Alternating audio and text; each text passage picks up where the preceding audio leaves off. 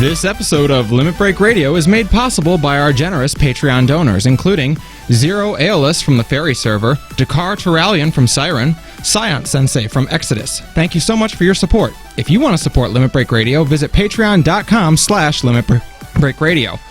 And by Alamo City Comic Con, October 28th through the 30th at the Henry B. Gonzalez Convention Center in sunny San Antonio, Texas. Alamo City Comic Con celebrates the artists that entertain us through TV, movies, comics, gaming, and cosplay. For more info, including badge prices, celebrity guests, hotel accommodations, and more, visit AlamoCityComicCon.com.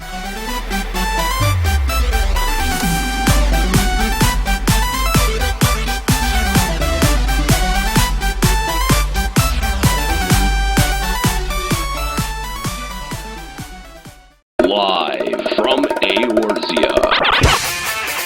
Limit Break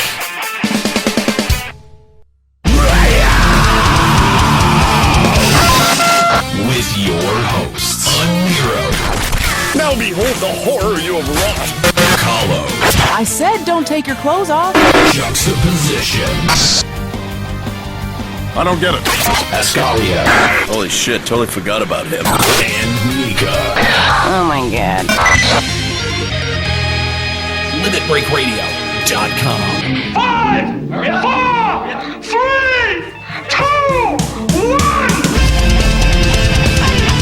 1. Welcome to Limit Break Radio, episode number 68. One more. The big one's coming. Oh, I know. I can't wait for the next episode. We're not. It's just going to be filth from wall to wall. Oh, and I'm not going to be here for it. Aww. Nika, when you think about it, maybe you should be happy about it. When you really think about it, when you get in there, do you want to be in the same show as Juxta during episode 69? We don't. None of us do. Yeah. It's going to be sticky, is what it's going to be. Yeah. Welcome to the show. Thanks for joining us here live at twitch.tv/Limit Break Radio. If you are listening on the podcast and you want to join us live, we do the show every Sunday here at twitch.tv/Limit Break Radio, starting at 1 p.m. Eastern.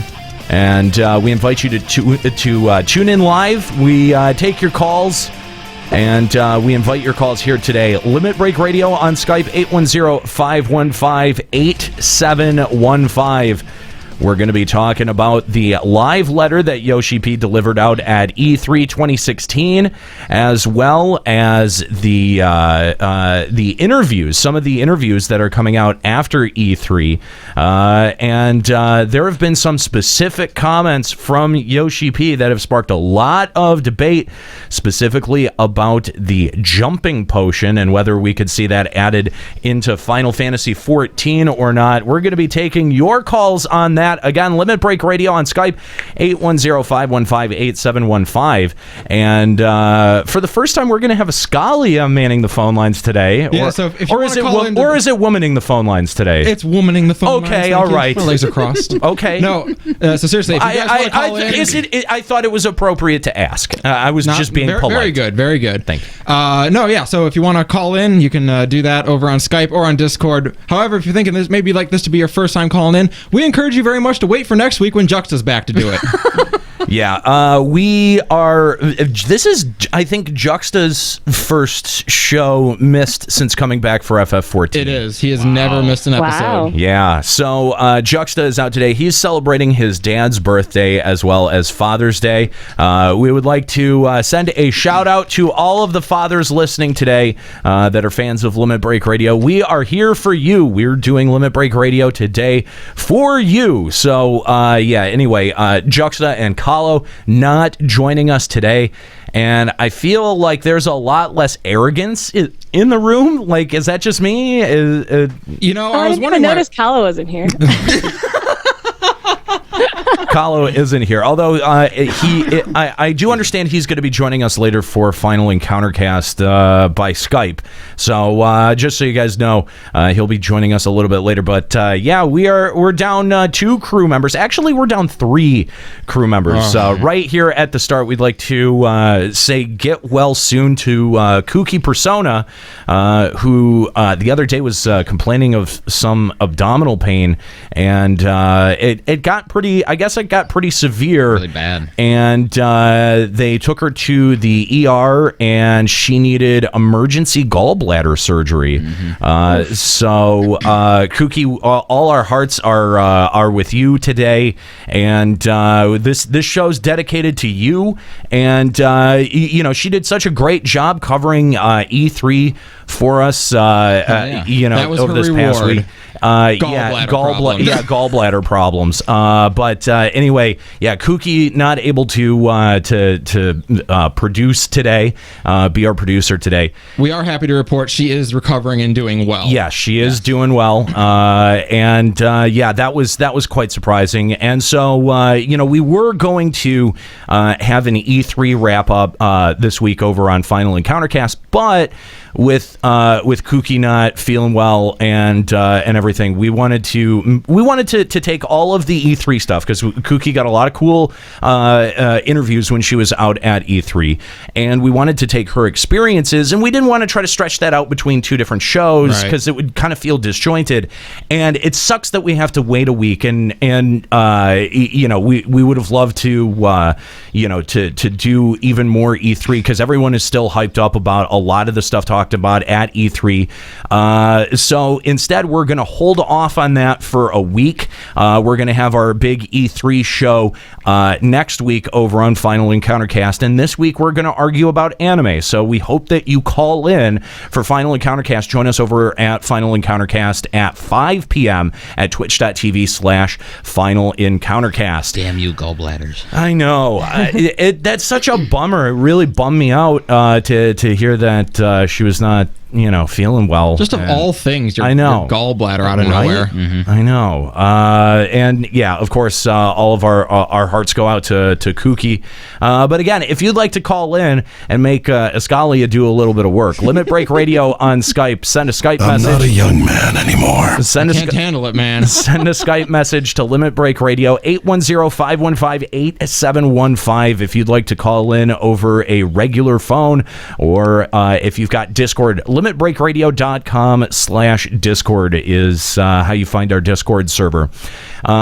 So we do have a lot to talk about. We've got a bunch of stuff from E3 to talk about. But before we get into that, I'd like to remind everyone that Limit Break Radio and all of our shows that we do, whether it be Final Encountercast, whether it be Refresh, all of that is supported and funded through your support over at patreon.com/limitbreakradio.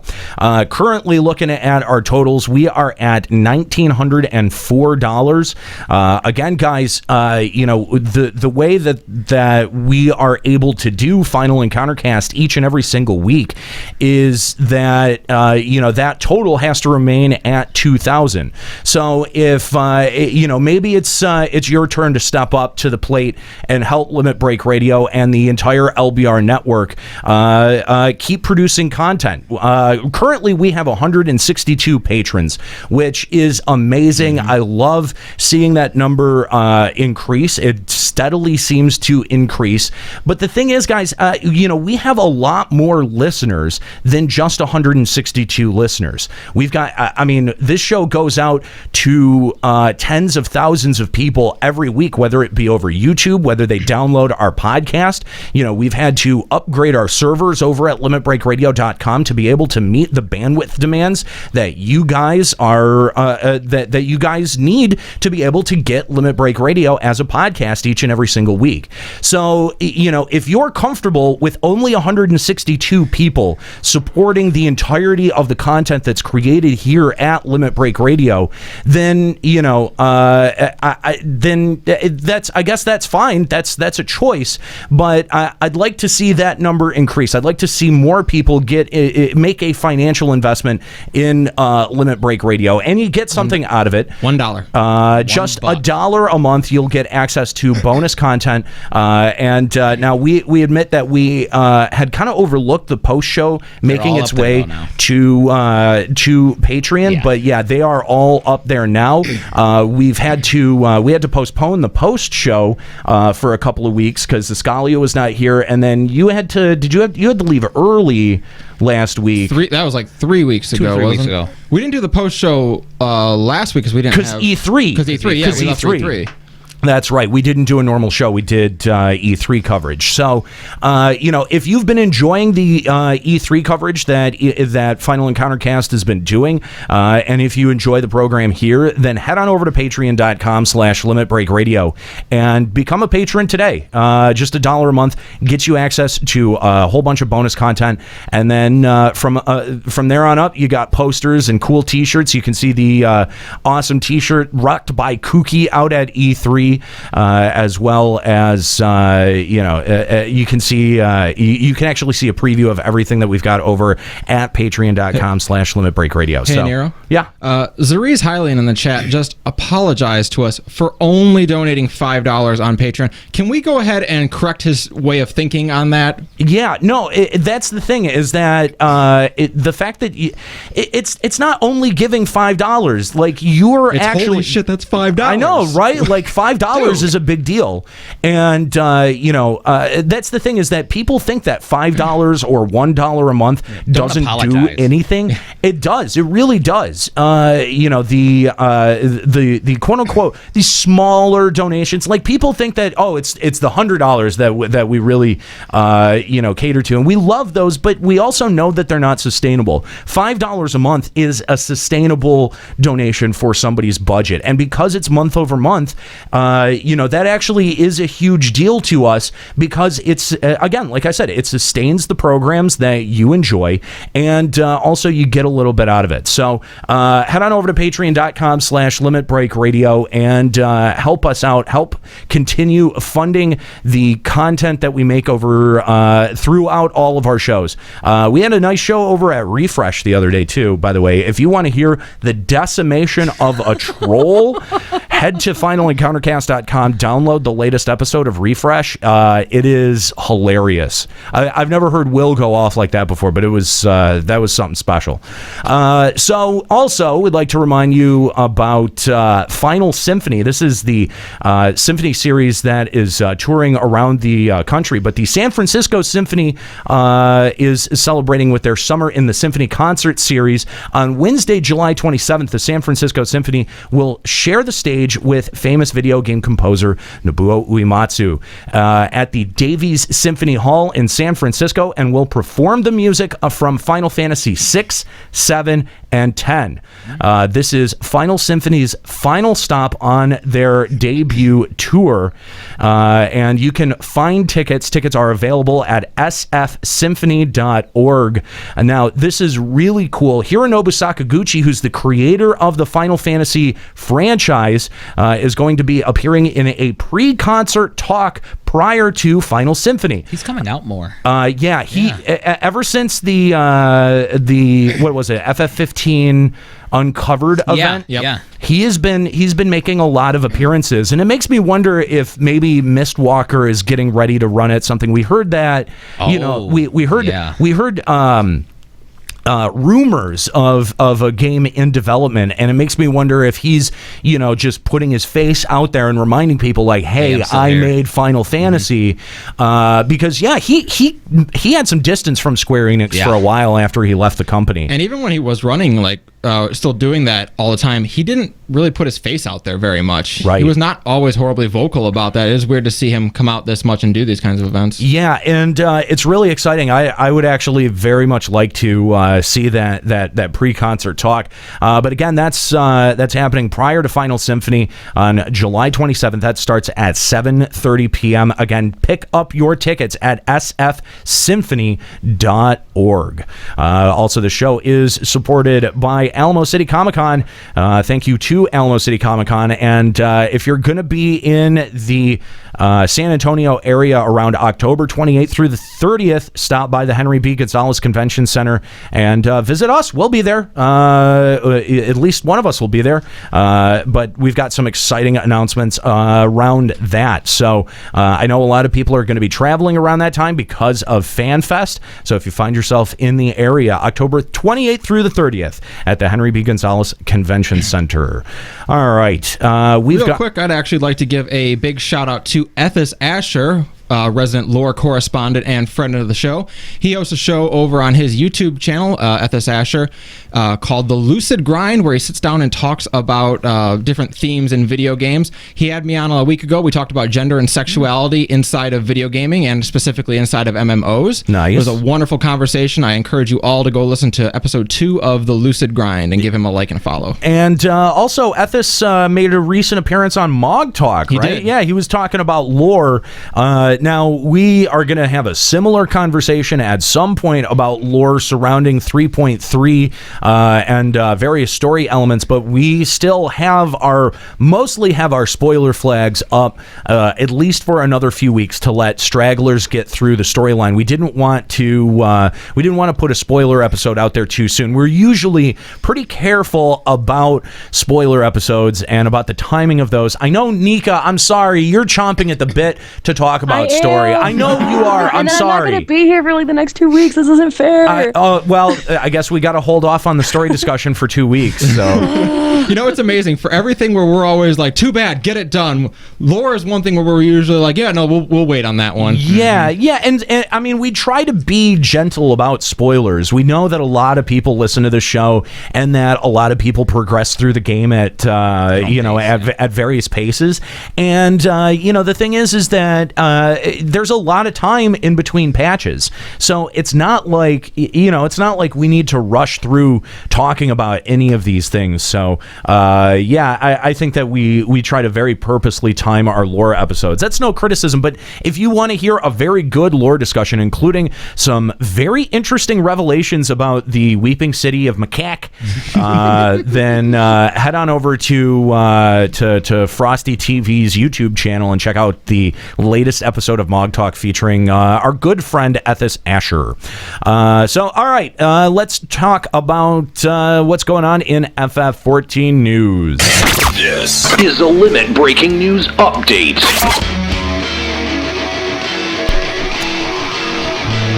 We do have a few items of note here. We've got the FF14 Amazon Summer DLC campaign. Now, a lot of people were wondering about these items because these were the items attached to the, the 7-Eleven campaign in Japan. Mm-hmm. Yep. So now we have confirmation. So qualifying purchases of at least $19.99 from the Amazon.com video game department you can receive a promotional code. So those codes are to receive the items. You've got the white fat chocobo, the thing with wings, the Titan and Ifrit masks, and the butler and maid outfits. I've done it. Yeah? Mm-hmm. How was it? What'd you buy? Overwatch. You bought it for PC didn't you? Yeah. But now I can play with Juxta and Kallo on the PC. But is that a rewarding experience? Yeah, every time I want to shoot them. Every time you look, you look at it on your PlayStation dashboard, you must just get. Actually, no, because I can play with Joe. Okay. I can play with Joe never now. Oh, okay. Mm-hmm. All right. Fair enough. That's way better than Juxta and Kallo. Yes. Yeah, that's true. That's true. We've actually got a few codes that we can give away. Oh. Do we? Yeah, we could give them away today. I mean, my gosh, how? I don't know. We could make it. We're the worst at this. Well, we could do it today. Because I think if we did it today and never told Juxta and Kallo, they'd be like, come on, I wanted those. Oh god, we have to give them away today. Oh my god. Right? Yeah. So maybe we should figure out let's try to think of a way to give some of these away. Just so because I think it would piss them off. I think Best dick pic. Oh, come on. I think that's actually illegal, isn't it? We've had that. It's called fapping the realm. Oh, that's true. Yeah. So I might even kiss a dude. That is my favorite drop. it is a good drop. It is a really good drop. In celebration of the official FF14 Twitter account reaching 140,000 followers, players on all worlds are eligible to receive a hatchling earring as a special in-game reward. So if you haven't picked that up, make sure you I haven't. do that. Where do you get that? There are a bunch of Moogles there's one in Limsa, Gridania, and Ul'dah. They should have had it be a Moogle in the Sea of Clouds, and you have to find which one. Right? So yeah, if you haven't yet, make sure you go pick that up. It's called the Itinerant Moogle or something like that.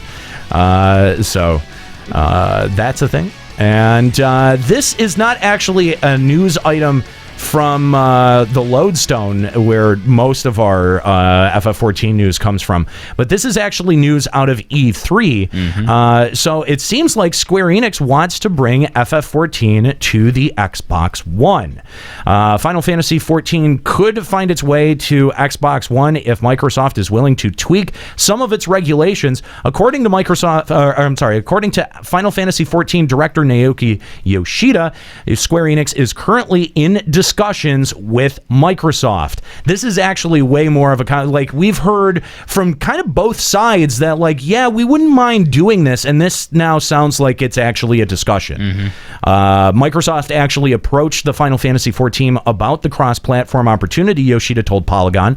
That's interesting. Yeah, that is interesting. Well, I think we kind of knew that. I thought it was the other way around. No, I actually think that Microsoft I think that Microsoft would probably want to. I mean, it's beneficial for both parties. Sure, but I was with Poppa Woody. I was assuming that 14 was approaching Microsoft about this. Yeah, maybe. I don't know. Microsoft's got struggling hardware.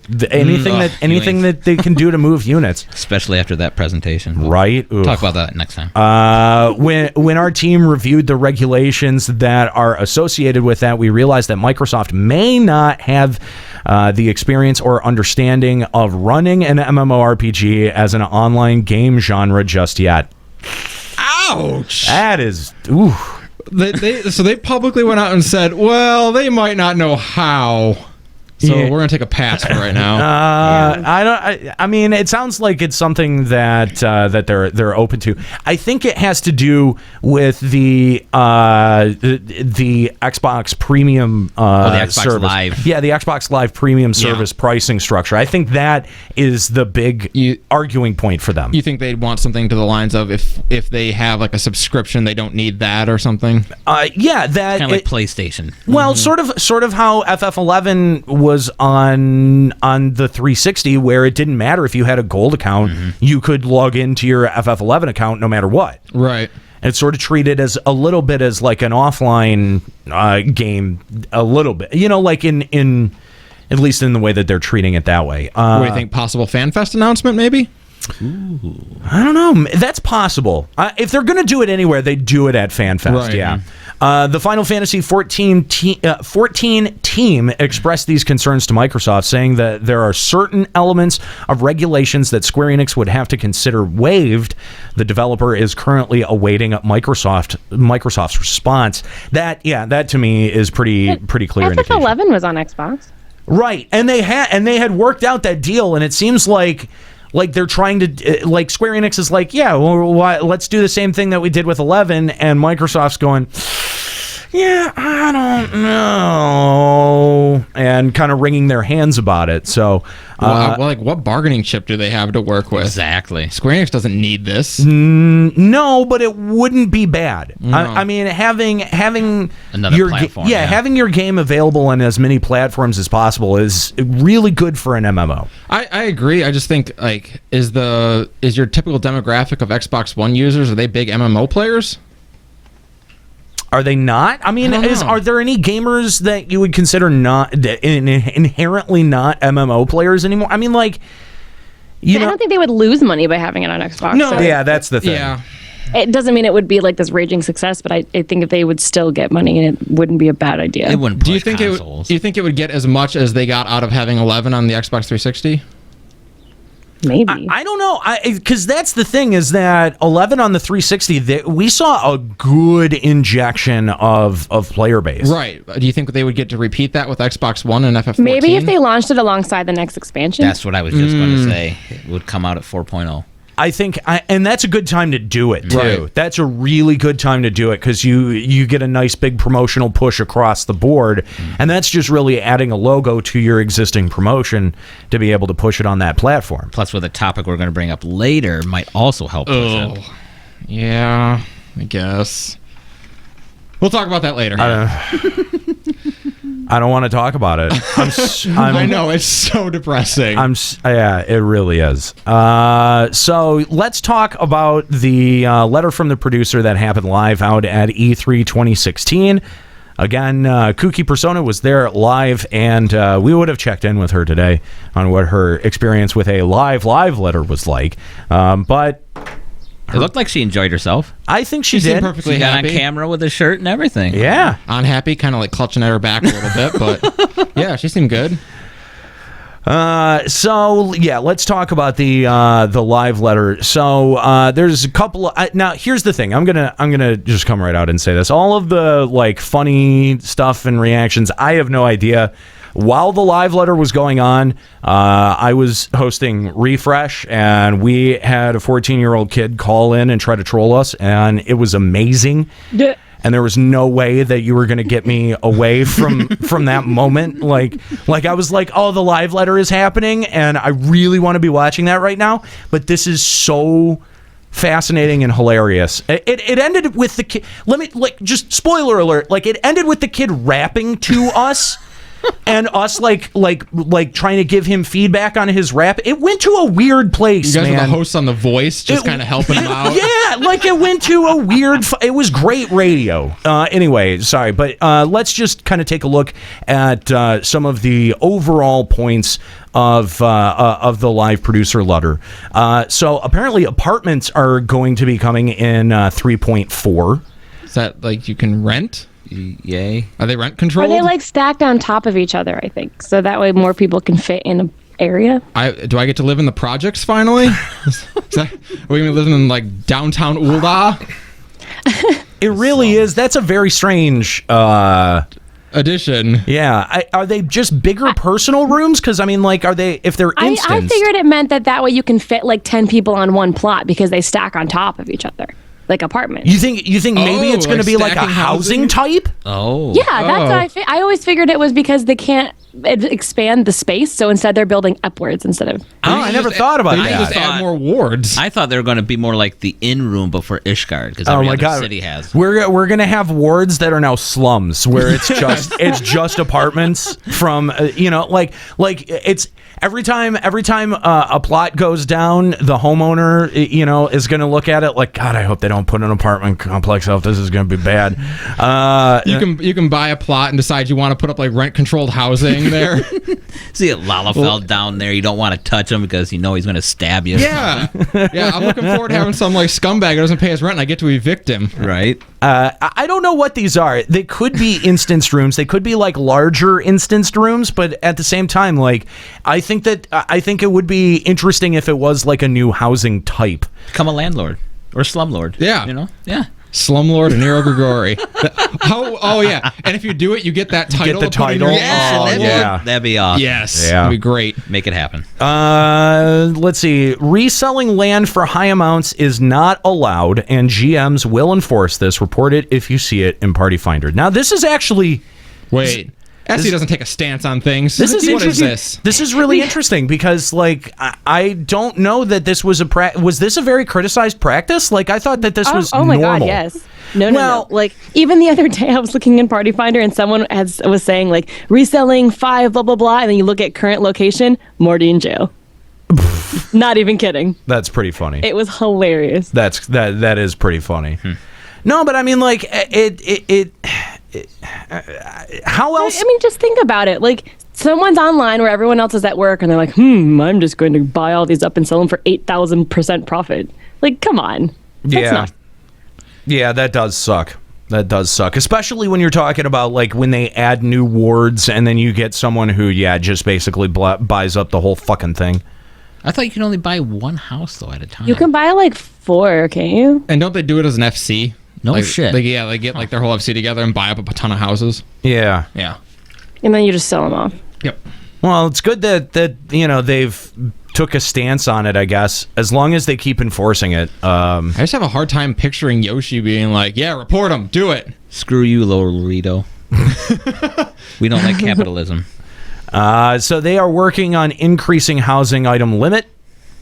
So Good. that's If just for Juxta, yes, thank you. Well, especially in the large houses, I've noticed some people run out of space and you have like a whole room that's just totally unfurnished because you can't put any more space. Yeah, that is true. That is true. I've noticed that as well. So the next expansion, we are going to see a large increase for inventory space. I think that this is good news. Again for Juxta, yes, thank you. Yeah, that's definitely good. How many pages? 2 pages? 2 whole pages? I think that would be good. Yeah. That'd be a nice addition. Or a like, you know how like we've got the 4 right now. If we got a whole second page of that, like on the expanded, that would be cool. Let's see. 2,000 mentor roulettes for the mount. They have no intention on decreasing that. I love it. Dude, I've done 2 mentor roulettes, got Ramu X, and have never done one again. What's the mount? Horrible. What's the mount? It's a Pegasus. It's a okay. Two-person Pegasus. Yeah. That's Ooh, seriously it's a cool. Like two-person one? Oh, that's 2,000 cool. roulette runs for your mount, and that's what it is. Deal with it. Yeah, who cares? This is really probably one of my favorite points. They have no plans to nerf Weeping City of Macaque. Yes. Suck it, nerds. That's good. Thank you. That is really good. I'm very, very satisfied to see that. And the thing is I really do like. I actually, I'm gonna be totally honest. I, because of E3, have not had time to log on at all this week. The only time that I did was for a single run on Tuesday to get the picture from episode 67's banner. That's the only thing that I did, and we one-shotted everything. It was fine. It's forcing people to learn harder mechanics and get better. And I think that is really what was needed. It was needed 3 patches ago. God, yeah. I did run Weeping City this morning, and it is nice to have a run where there's no fight that I can just look away and not pay attention to. Yeah. I actually have to pay attention on every fight and do the mechanics properly. Right. Yeah. So there was a question about getting Savage Weeping City. Isn't that a contrast from the last question? It really is. I love that question even got asked. Right? Like, that's amazing. The thing is that if something like that happened, they would need to allow a better system for alliancing up. I know it exists, but only the alliance leaders can even see it. And then literally, that would be something for a free company to go in and do. Yeah, You'd you're have to right. coordinate. Like, it would not be something you could just duty finder. You're absolutely right, Nika. They would need a better system for alliance maintenance, and yeah, I think that would be really good FC content. Like That'd be Finally. awesome. Yeah, Some good FC content. But what did they say to that? Just They said, really? Okay. Maybe eventually when we get more wiggle room. I think that was being paraphrased. I think that assume? was the big Yoshi. Like Yoshi P was like, "What?" Like yeah, it got just, a really shocked weird. that he's even asked that. Yeah. But I just keep throwing that suggestion out there, please. Yeah, no shit. I really think that the reaction on the part of the player base to Weeping City was actually pretty well measured.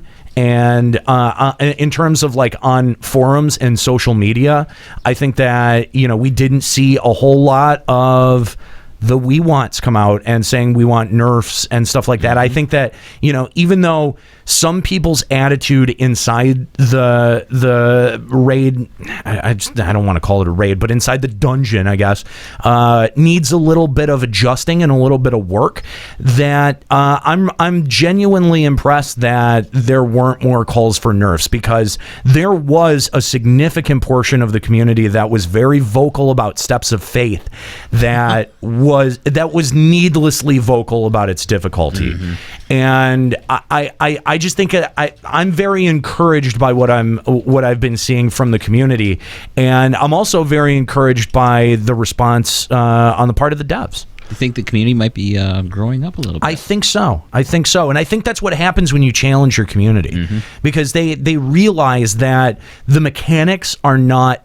It's not something to be that afraid of. You know what I mean? Like, the more responsibility that you start throwing on different members of the party, and increasing those responsibilities and increasing those mechanics, like that, I think is, you're going to just make all of the elements of your party and all of the elements of your community better. We had just better at your game. We had such a good teacher in our first run that we did, and it was so cool to see these people who have clearly never really done any hard fights before. We do the fight once, we'd wipe, they'd try and explain the fight, and just like seeing these people get more responsibility put on them, like, you have to know these mechanics, right? Let's do it. And then they would step up to meet the challenge. Yeah. And that's what's there. If you're willing to like give your players the chance to be held accountable for what happens to them, they'll step up. I totally agree with that. And that's, I think, what we're seeing here is we're seeing the process of our player base step up. It's great. I think that it's awesome. So let's go to our phone lines. We've got Taser Smurf from Midgar-Somer wanting to talk about RMT and housing. What's going on, Taser? Thanks for calling Limit Break Radio. Hi guys, not much. I just want to note it. I've just noticed something. You only call in when Kallo's not here. Is there a reason for that? Yes and no, but people actually think I'm Kallo. Well, if you'd call in when he was here, we wouldn't. Yeah, that's true. That's true. But I have. I think she has. Rarely. Is it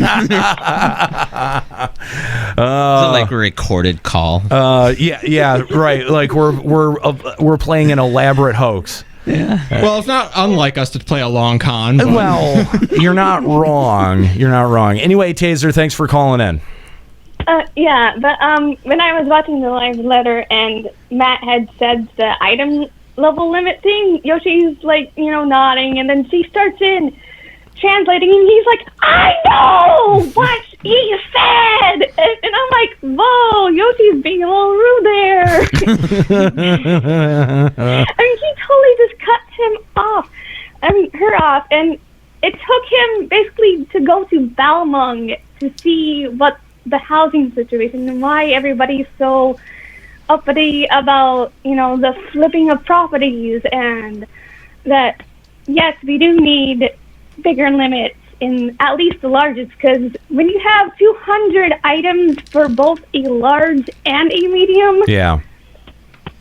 that's not a good Yeah, no, I totally agree. I think that large houses always felt very sparsely decorated to me, and I guess it never occurred to me that it was because the item limit is the same as a medium house. Well, look at the LBR house. It is packed. 200 items are in there, and we still have tons of room to do stuff with. That's true. Yeah, we do. The housing situation, especially with people buying up plots of land and flipping them for enormous profit.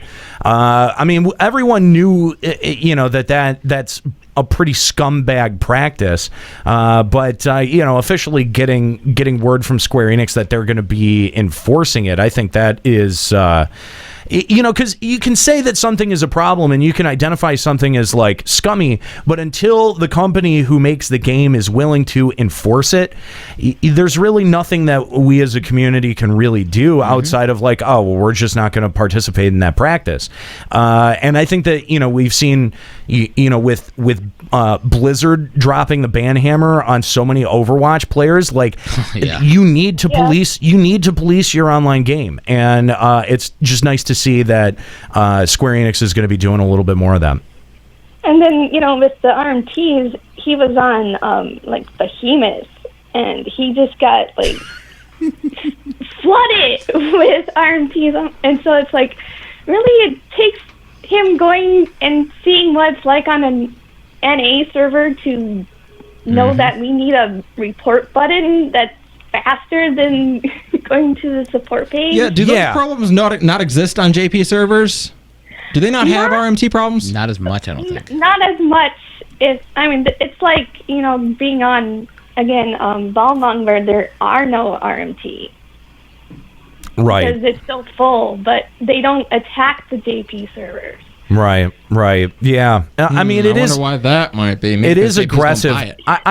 And it's never occurred to me, like, we're on a high population server. It's kind of tough to make characters sometimes, and even we get hit with tells all the goddamn time. It must be excruciating for lower pop servers. Too, I've noticed though that like sometimes I feel like I get none, and then sometimes I get like 20 in a day.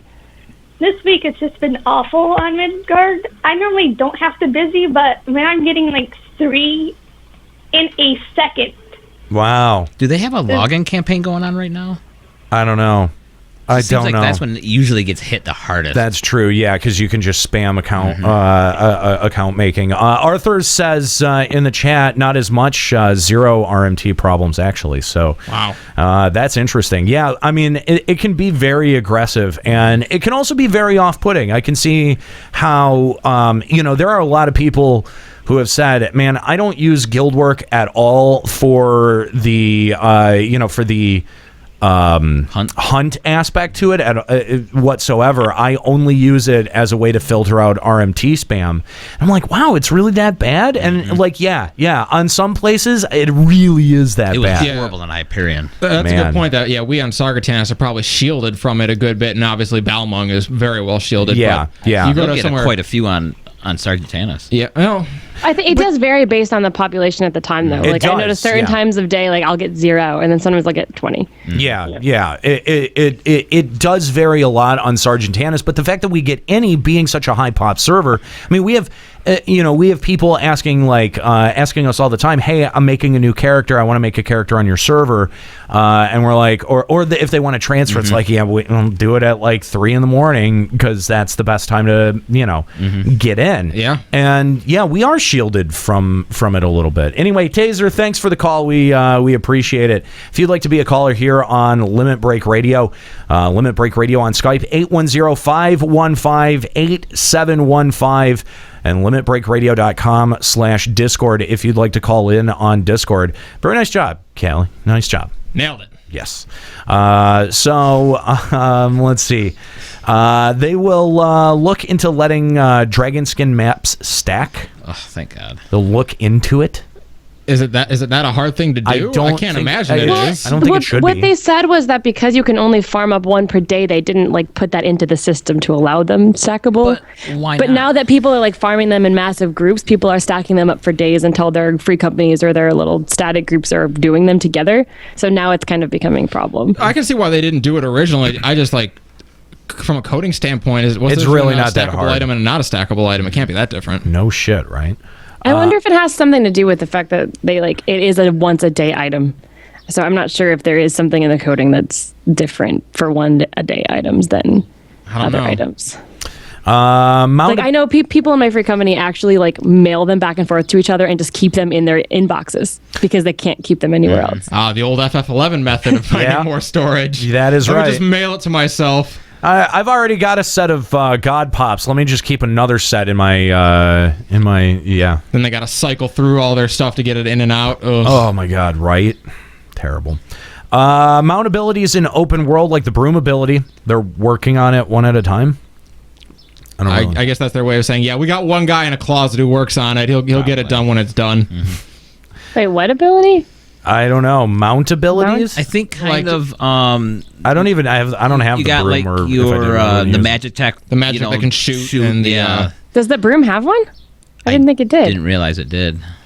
I didn't know that. I'd rid my broom once. I guess what people are asking for more mounts to have those abilities. Okay. Sure. It was nice on the Magitech suit, I guess. I mean, all of the Beastmen ones, you have those ones. Sure. Right. They're thinking about a raid roulette as requested by every region. That has been sorely needed for a long time. Wait, a raid roulette? A raid roulette. Like they just throw you into a random savage? No, I think it should comprise. That's what Raid Finder is. Just the current savage. Right. what I think it should comprise of is I think it should comprise of a lot of the stuff that's not in roulettes that would be considered raids. So Like you've got coil? your Alexander Normal, all of your binding coil at this point. I mean, we're so far beyond the eye level that, there's not a ton of challenge that comes with binding Well, coil. You if could they were throw it going in- to throw us into coil, it would put us back at level 50. We wouldn't be 60. Keep that in mind. Because when we do trial roulettes, it sinks us down. That's right. Yeah, you're right. So this You're right. wouldn't be like Labyrinth of the Ancients. Yeah, and it shit It wouldn't be that. it wouldn't be stealthy. I would also Granted, we include would that, still but be yeah, that pretty would- high eye level, but yeah, I'm not sure how they would do that. It'd probably just be the 24-man raids. You think? That's what I would have guessed. It would be Yeah. the 24 mans. I mean, we've now got 5 of them to roulette between. I mean, they cycle 2 Once in once expert, we have so. the last stage of it, then we'll have 6, and then we'll have to go between 6 dungeons in a roulette. Why would they? I just don't understand why they would wait this long to make one of those. Yeah. I don't know. I don't know. I guess my guess would be originally they weren't planning to make one of them, and they're only doing it because every region has now requested it. Maybe. That seems insane, though. Yeah, I don't disagree. What's the purpose of not having it? Yeah. I mean, that's a whole bunch of content that people only do when it's relevant. Give them an additional reason to do it. But that's just another thing that SE's overlooked. I mean, there are a lot what of it them. seems. There are a lot of them, but it does. We had said that for a while, following the conclusion of 2.55. Make a raid finder, or I'm sorry, make a raid roulette, and add a bonus in there that makes it really worth doing. So 100 tomes. I mean, if they could put a good reward in there, I think that it would be heavily trafficked. I mean, I would love an excuse to do more of the older raids or throw me back into some of the 2.0 stuff. Yeah, if someone you're going to throw me an extra 100 tomes to go to a circus tower, yeah, I'm in. Yeah. No, dude, if they put the original coils in and everyone, it's like you queue up for whatever, and then you get that one group that gets T3, and you're like, yeah, just get to run through for free tomes. It's sort of that's sort of like when you get Ifrit on leveling roulette. Yeah, totally. You're like, okay, yeah, I don't have to pay attention to anything that happens in the next 5 minutes, and I'm just gonna get XP. Woohoo! It'd be the same thing. Yeah, why not have a gimme in there? It's not a bad thing. We had a group decide to do that where they were only going to auto attack Ifrit to death. No abilities. Did that work? That's actually pretty funny. It did. Where we got in, and guys like, all right. So follow me on this one. We all make a pact that the DPS are going to use no abilities, and we just nuked him down that way. That would be oh man, that's funny. So can we get stage furnishings? Apparently, was a question. Yeah, that how people put together their own Stages, tables to make it look like a stage. Yeah. I guess Yoshi P asks the housing team while on camera to do this. So yes, you will get stage furnishings At some point. Yeah, if the housing team's got nothing else to do, go for it. Why not? I guess. I feel like there's. I don't know. I feel like it's well needed though. With how many free Really? companies do in-game events and stuff. I mean, I don't know if you were at that Ghost fashion show, but the way that they had to make a catwalk and a stage, it was very clever. But if there was just a stage in the game, so many more groups could do in-game events. Yeah, I suppose, but why not mannequins? Come on, mannequins would be way better. Yeah, but the thing is that they've added so many housing elements to make it. I mean, again, like you said, it was really creative how Ghost came up with it. But again, if you think about how many tables and how many housing spaces they had to use up to make a stage, it took 5, whereas you can just use one item, and that way you have 4 other slots to put other stuff in the house. Yeah, I don't know. We already talked about how houses need more space. So if you're using 5 instead of 1 to make a stage, I mean, I guess it just seems kind of niche. Yeah. I feel like this is what's. There's a word for it. It's very Balmungy. I do believe the question. No, I think was from Balmung. I think the next one is definitely more for Balmung. I believe that is one. The Balmung I question. do remember this next question, and that was a Balmung. That said, once we have stages, are we going to perform on a stage? No, absolutely not. I will. Okay. I'll sing for you. This is the most Balmung-y question that has ever I think it's a good idea. No. Yes. No. I actually like it too. No. Get out. I can't help it. I like it. No, they'll put an icon for that you can hopefully toggle on and off for whether or not you're in character for role player. No, we just need to sell this to Aniero properly. Aniero, they are putting an icon in the game that says Aniero, ignore me. That is what it is. That's not a bad point.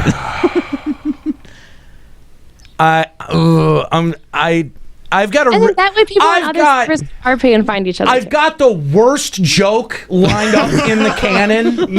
I've got the worst joke lined up in the canon. Just fire it. Okay, sure. Can they be gold stars? Can the icon be gold stars? Is that possible? Yeah, now we all feel bad. You asked for it. I told you. I warned you. I tried to say, you don't want to hear this joke, but you said, no, Aniero, you want to say it out loud. And so I did. And now we all have to live with the consequences. This is bullshit. I guess I should be glad I don't get it. I'm not explaining the joke. Can we move on? Next point. It's not. I don't want to. Yeah, let's not. No. So they're thinking about an icon to represent in character for RP. An MGP bonus event rotation. Asked about that. That's a good idea too.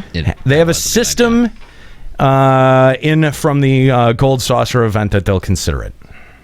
So no, that's awesome. Like I honestly thought it was like a permanent MGP bonus when it wore off. I was very, very upset. Yeah, what they were thinking was it was 50% bonus. Was rotating, like Chocobo races be 1 week, Cactar Pot extra. That's kind of a good idea. Yes, they're going to spur rotate other it. events rather than just like whatever is the most MGP per second. Yeah. Mm-hmm. Yeah. I like that. So can we get a change pose for sleeping? Yes. Thank you. No, actually, yes. My character sleeps really horribly. Because anyone who's a Mikote, their sleeping motion is dumb. No, mine too. It's horrible. I always like to go on the bed and go to sleep when I actually go to sleep sometimes, and I really hate the way my character sleeps. What is yours? Really? She lays on her back with her hands under her. I don't know. It just doesn't look like the way you would sleep on a bed. It's so dumb. The Mikote sleeps on her stomach with her legs like up in the air and like resting her hands on her chin. Yeah, that's not a bed. Isn't that TV? But isn't that how everyone sleeps? That's how I sleep every night. Mine would be like how you would sleep if you were laying under a tree, not on a bed. Like, it's kind of dumb. I think female Lalafels smack their face in the pillow. No, actually, like, I don't care if you RP or not. Like, that is one that, thank God. Some of them are dumb. Yeah.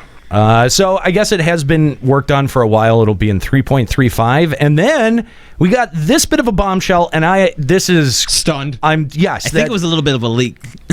The way he said it. I am very, very surprised. We are less than a month from 3.35. Mm-hmm. Yeah, like. What? Why are they suddenly playing catch up or something? Wow! That doesn't make sense because if they're doing halfway between each patch, that's not quite. No, I don't. I think that they have gauged the response for Deep Dungeon and they've gone, okay, let's adjust our timetable. This has to come out. Yeah. I think. I mean, like I think that they're going to try to capitalize on the wave of people that came back for 3.3 and how. Just, I mean, like they've got a lot of really, really, really positive sentiment with Deep Dungeon and talking about Deep Dungeon, and yeah, I think that they're going to try to capitalize on that and doing it by not rushing the patch out, but moving the timetable up. I think that's a smart thing. I think with all the content they brought out for 3.3 and with Deep Dungeon, that should last us till the next patch. I'm very encouraged by everything I've heard about Deep Dungeon. So of all the announced that we were all guessing probably end of July for 3.35. Yes. So what, 2 weeks early? Earlier than we were guessing? Yeah. Mid-July, Yeah. So that was in time for my birthday. Yeah. Big this is surprise. a present to me. Big surprise. So there's going to be new anti-RMT tools 3.4 We'll bring a system where you can directly report it to accumulate the reports on the server and throw them into jail. This is already used in Dragon Quest X. Yoshi P got an RMT tell while on Yeah, it was pretty funny. the North American That is server. really funny. So wait, this is something where if enough people report them, they just get flagged into jail? Yeah, so I guess like you know how that one person Oh, will just that's spam never tell. going to be abused ever. Like, I'm glad that they But want it to do might have something to to make... be like more than 5 people. Like it probably has to be like 200 people. Yeah, I've thought that as well. I mean, at some point, like I've thought, like, at what point, you know, you could set an algorithm to where if a name is being added to an absurd amount of blacklists in a small period of time, that it would flag that person for a GM investigation, not flag him for a ban. And I don't think that this anti-RMT tool, I don't think that anyone should just receive a ban, but I think that it is good to have more investigation techniques and tools available to GMs, and I hope that's what this is. I hope it's not just an automatic culling. Well, no, it Well, says it says to throws send them into jail, the jail. A jail basically means a GM will appear and investigate you. Right. Yeah. I'm just saying, though, Aniero could piss a lot of people off on an episode and wind up in jail, and it would be really funny. Oh my God! If we could have that happen live during an episode where I just get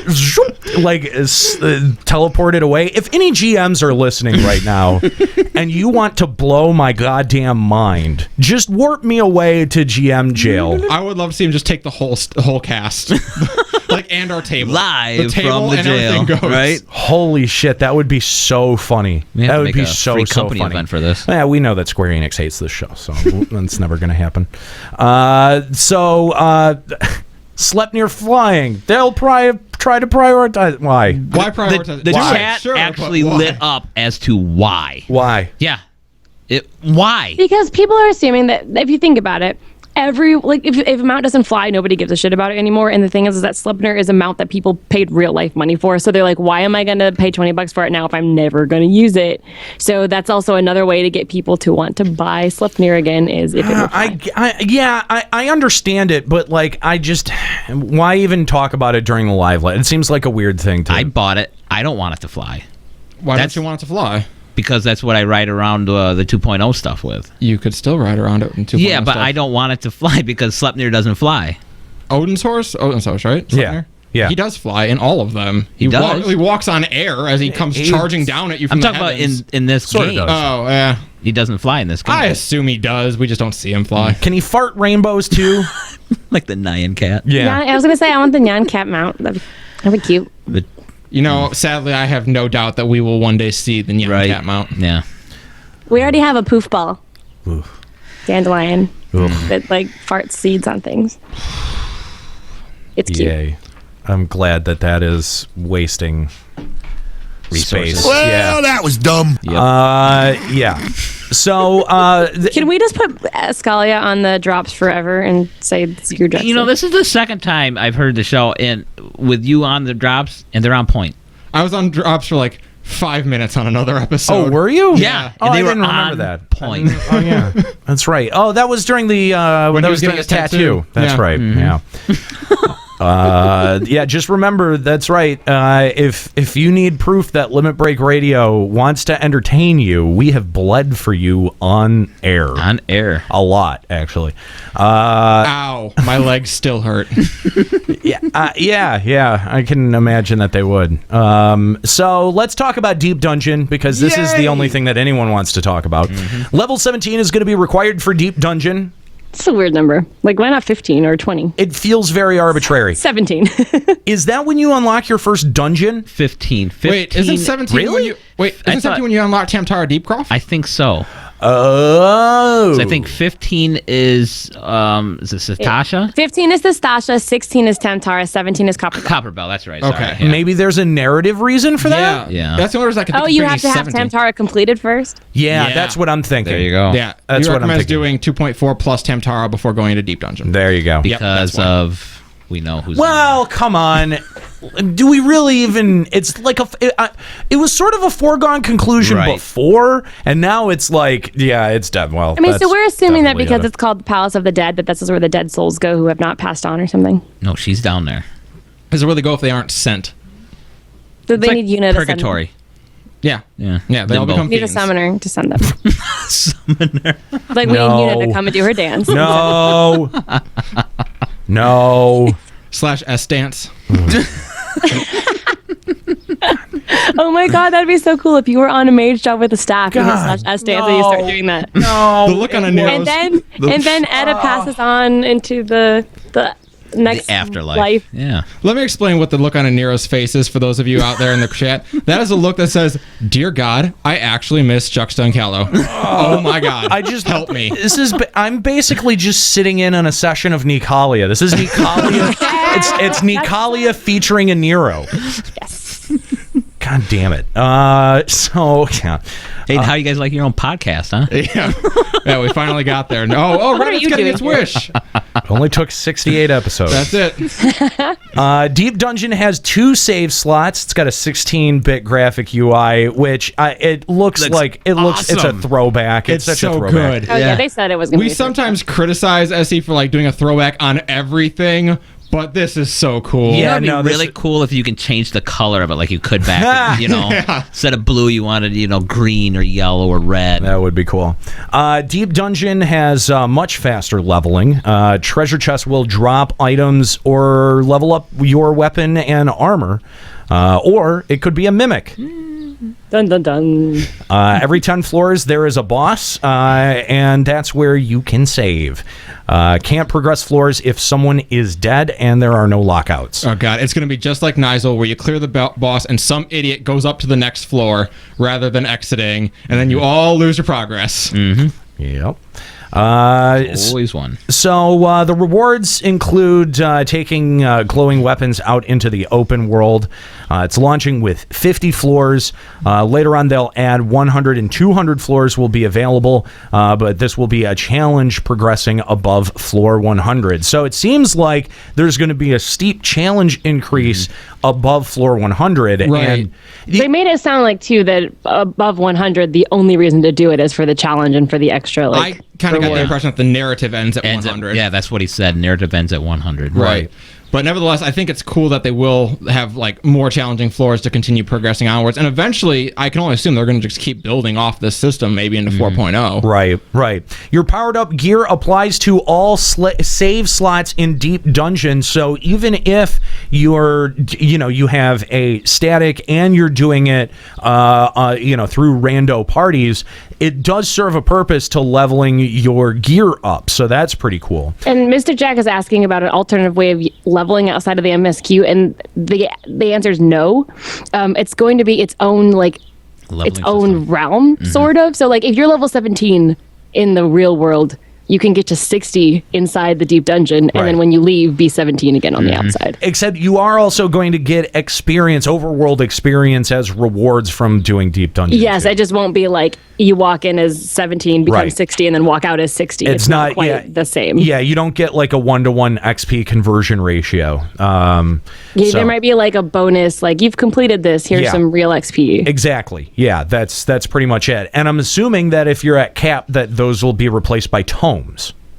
So I hope so. That would be cool. yeah. Let's see. Your powered up gear applies to all save slots. Deep Dungeon has party matching, but it's different from Duty Finder. We heard a little bit about this before, where you'll actually have to go to the spot on the map where the Deep Dungeon is, and we've identified that as somewhere out in the North Shroud?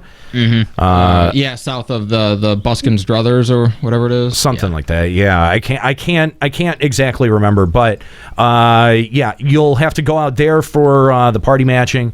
So that pretty much ends the info for Deep Dungeon. Well, now you have gonorrhea.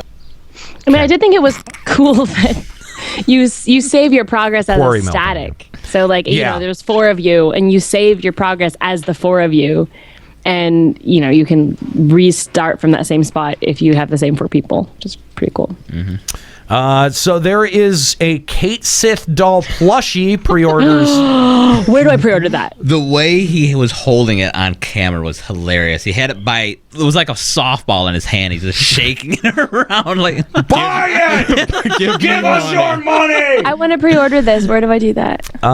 It also includes an in-game item code for Kate Sith ears. Kate Sith ears? Oh, God. Oh, my God. Oh, God. The excitement in Nika's voice just makes Aniero cringe. Pre-order Kate Sith. Live on the air. damn you. I'm going to assume that it's probably through the Lodestone store. Store.na.square-enix.com. There you go. /product.org. So the European Fan Fest, February 18th and 19th. Fan Fest minions, one per region. There's going to be a Riku, Lulu, and Yuna. Cute. Oh, God. Oh, my God. I can't. The voice. I know. It's going up like 7 octaves. It's so cute. Oh, it's. Sir, can I pre-order this? Oh, my God. Oh my God, I'm like overheating. It's so adorable. Now we're overheating too, but not because of that. The FanFest minions, they did say if you're not in that region, you can get those, but you have to attend the live stream. Okay. Like they did last year. Yeah, so like last year. So there's also going to be a FanFest Glamour, a top secret outfit. And North American ticket pre-sales, June 21st, starting at noon Pacific. There is an email that has gone out to everyone, supposedly everyone who has active accounts since, what was it, May? Yes. I think that's what it was. So I was amazed that we got emails. I was 100% expecting none of us to get emails through we were some going to get technical glitch. Snubbed. I still haven't. Yeah, I'm surprised. Like, I'm mad of about all of that. us here, I thought you would get one. Yeah, you're more recent to the cast, so I would think I thought that they wouldn't hold it against you. Yeah, any of the heat would just be on us. Anyway, so one person can buy up to 4 tickets. And if you want more information, ffxiv-fanfest.com. And if you're wondering where your email is, make sure you check in the promotions folder and the spam folder. Because it did not go to any of our regular email folders. That is very true. I got mine in my regular email folder. They really like you, I guess. They do. Also, Moogle slippers, a physical product, are being produced. So What? I want those too. Can we pre-order those yet? Sir, No. can I pre-order those? No. No, Saren just gave me one of our like like one of those gift cards that's like a Visa that has pre-money on it. I'm using that on case of 3 now. Sir, buy me one. No, I don't think that they're taking orders for that just yet. Dang it. I want to wear them to FanFest. How cute would that be? Hey, who's that good-looking girl? Anyway. Sorry, I just saw the picture of Kooky. Yeah. Kooky was out at E3 and, of course, rocking the awesome Limit Break Radio t-shirt. How quickly was someone I see like, no, get it off her. It was on for about 4 or 5 seconds. Ooh. And they're like, no! Just enough time to get someone fired. No. I wonder what... Because, like, we've seen Yoshi P wear... Joe Never Fails and I'm bringing other him one at t-shirts. FanFest. I'm bringing him an Eskalia Yeah, shirt. dude, we should all bring him a t-shirt and just bombard him with them. Oh, yeah. Yep. That's going to happen. Watch as he sneezes on it.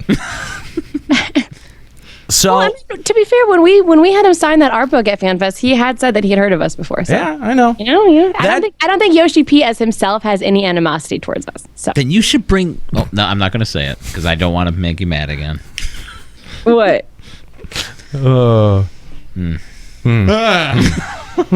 Okay. Anyway, so let's talk about some of the post E3 interviews with Yoshi P. Specifically, there's one that Gamer Escape, PlayStationUniverse, and MMORPG all did together. You can find a link to that over at gamerescape.com. Gonna just provide that link in the chat room for you guys there. So this is a really interesting interview and has gotten a lot of reaction in the last couple of days on social media. So let's go over what the big announcements or the big revelations from some of these interviews are. We get a little bit more in-depth information from what was discussed at the live letter. So Gamer Escape starts out by asking, other than the glowing weapons, what sort of rewards will we get to use outside? The biggest reward is the glowing weapon. The other element would be experience points used for leveling. The experience points you earn in Deep Dungeon will be used to level your character outside as well. And Yoshida responds, yes. That being said, though, the pace of your character the pace that your character levels up in Deep Dungeon is faster. So yes, those points carry over, but the XP gets translated, so to speak, to be the equivalent of XP you would earn outside. So it's not like you're level 60 in Deep Dungeon and you get level 60 outside. Following up on the glowing weapons, those actually have a high item level. For those players who may not be as confident in their playing skill, they can utilize the weapons used through the Deep Dungeon content. So there you go. There's like full confirmation that really the rewards out of there are going to be the weapons, which I think is really interesting because Square Enix has been really, really conservative about adding new outputs for relevant weapons, right. Specifically weapons. It's been lore or rating or relic. That's right, or relic. So now it seems like we will have a fourth path associated with that as well. I think that that's really interesting, although I have to say I'm a little bit disappointed because I was hoping that maybe the armor rewards would be a little bit more relevant than it sounds like they're going to be. Yeah, I wonder if that's something we might not see later on as time goes, if this concept proves functional. Maybe 60 on up or something? Well, maybe. Maybe, as we get past just the initial 50 floors. Right, They might test it out with a weapon to see if it's functional, and if it is, then keep going with it. That's possible. That's possible. Get your feedback in if that's something you want them to do. Make sure you let them know, hey, where's armor? Why not? Yeah. But there you go. Confirmation that XP will be a significant reward coming out of Deep Dungeon as well. PlayStationUniverse asks, in 3.3, Sora Kai was a great example of a dungeon that had both interesting combat and narrative mechanics, with Race Valgar flying overhead and the fight with him. It's deeper and more interesting than some story moments in the past. I'd love to hear, if possible, what some ideas might be for the future, perhaps about 4.0, and how those moments might be more epic, like in Sora Kai. This is a response that I was really interested in. In terms of instanced dungeons, it does serve a purpose also for leveling and to go in there multiple times for XP and elegant tomestones. The time it takes to clear that content is typically fixed, so we don't want to make it so that so dramatic that it makes it tough to go in there on multiple runs. That being said, we do plan on having dramatic contents coming up in the future. While keeping that in mind, the plot line for the next expansion is finalized and the main scenario is pretty much solidified at this point. We're hoping to bring more dungeons that are dynamic, with never before seen dynamic content. We can't say what this is, otherwise it would be a spoiler for what's to come. The word dynamic in there, yes, makes me very encouraged. Dynamic, this is something that we've been asking for a while, with dynamic elements that change each time you go in, and the encounter is not so set in stone. It's not so scripted every time you do it. And we've seen elements of that work its way into things like Weeping City, and we've seen elements of that work its way into other combat arenas, like even Alexander Normal has some dynamic content to it. So I think the fact that they're looking at this with a specific eye to how can we make these fights more dynamic is very encouraging. It is really nice to see. Like you say, the word dynamic to me means changing. It means never the same. And that is what everyone runs into when they just start grinding elegant tomestones. It's like, oh my god, I could do this dungeon in my sleep now. Yeah. And to see them start going the route of, things having to change, you having to pay attention and keep track of what you're doing, it's very nice. Although I do get their concern, like with having things be so dramatic that it makes it hard to go through on multiple runs. What springs to mind is like the etherochemical research facility. Sure, stuff where like that, that's like annoying, yeah. Right. Yeah. I don't want to be like that necessarily, but I thought Sorkai struck a very good balance. Yeah, I mean, I think it did. I would like to see much more dynamic fights where it's, like you said, I don't want to sleepwalk through this stuff. And there are times where when I queue up for a dungeon, I mean, I'm wide awake when I'm sitting here and I'll get through the first boss and I'll be nodding off. And and I've talked about this on the show before. It's almost hypnotic sometimes, the way that you can get kind of like tuned into doing your rotation, or like, boxed into whatever the fight is. Right. And having more dynamic elements, like you were saying, Eskalia, you had said this about the Weeping City right towards the beginning of the show, that this is a fight where you've got to be tuned into what is going on at every boss encounter. Right. And I think that is to the benefit of FF14 content overall. It's about what's drawing your focus. A lot of times the fights are so easy that all your focus goes onto your rotation and just trying to maximize your DPS out of your rotation. With these fights, much of the time, it draws your focus away from your rotation. That's what's going on in the background of your mind, whereas the forefront is focusing on what the boss is doing, what moves are coming up, what do I have to dodge, and that's much more interesting. Yeah, that's true. By the way, if you'd like to call Limit Break Radio on Skype, 810-515-8715, limitbreakradio.com/Discord. We'd love to hear you sound off on anything that we're talking about today, whether it be the E3 live letter or any of the things discussed here in the interview that we're talking about from E3. MMORPG asking this question: because each patch builds on the patch that came before it, I was curious if there's any lessons you feel like you've learned since the game has gone live that you were bringing to 3.3 and further content. Yoshida responds: in terms of lessons learned, there were a lot throughout the development experiences. Things like how to set appropriate drop rates or how long it should take to clear certain content. Another example is the 24-man raid. We felt Void Ark was getting a little too easy, and we noticed the players got used to that environment. So when the new raid content came out and we had more challenging difficulty, there were a lot of players asking us to nerf that content. Was there? Really? Was Which there? ones was I that? don't think there was. There was like 6. So that was a big lesson we learned. It might not be a good idea to have a situation where people are complacent in the content. So we need to consider how we set the difficulty level and to maintain it. It may not necessarily mean. It may not necessarily mean that as long as players are having fun, all is well. That is so encouraging. If Skuro had a gill for every time he fucked up, he'd be Kallo's benefactor. Wow. All right. Warswine just throwing random donations out there with the Skuro shit talking. I like it, Warswine. Keep it up. We'll take it.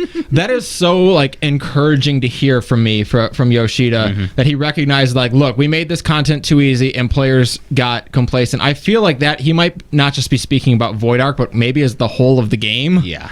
That looked I think that was true. I think that was true for a lot of the 3.0 content. Yeah, I mean, look at the way that they stepped up the difficulty between Alexander normal and Midas normal. There was a significant step up there in terms of difficulty. Yeah, and that's really encouraging to see that they're not just settling for the really easy mash your face content. They do expect it to be a little bit harder, and this maybe feels like this is going to be the norm. Mm-hmm. Hope so. Please. Now, this is the big one, guys. Yeah, here we go. Love to get your calls on this. Limit Break Radio on Skype. 810-515-8715, limitbreakradio.com/Discord. We just need to take a breath here real quick. Gamer Escape asking a very a good question. This is a very Gamerscape always asks really good questions in these interviews, but I don't know. I don't know if the community was ready for this, but I'd shit on Skuro for a Klondike bar. Thank you, Mr. Jack, very much for that. So, Gamerscape asking, you previously said that 4.0 won't be story gated. Now, we've had a lot of discussions about this, and a lot of people wondering about this. So they asked Yoshi P if he would kindly elaborate.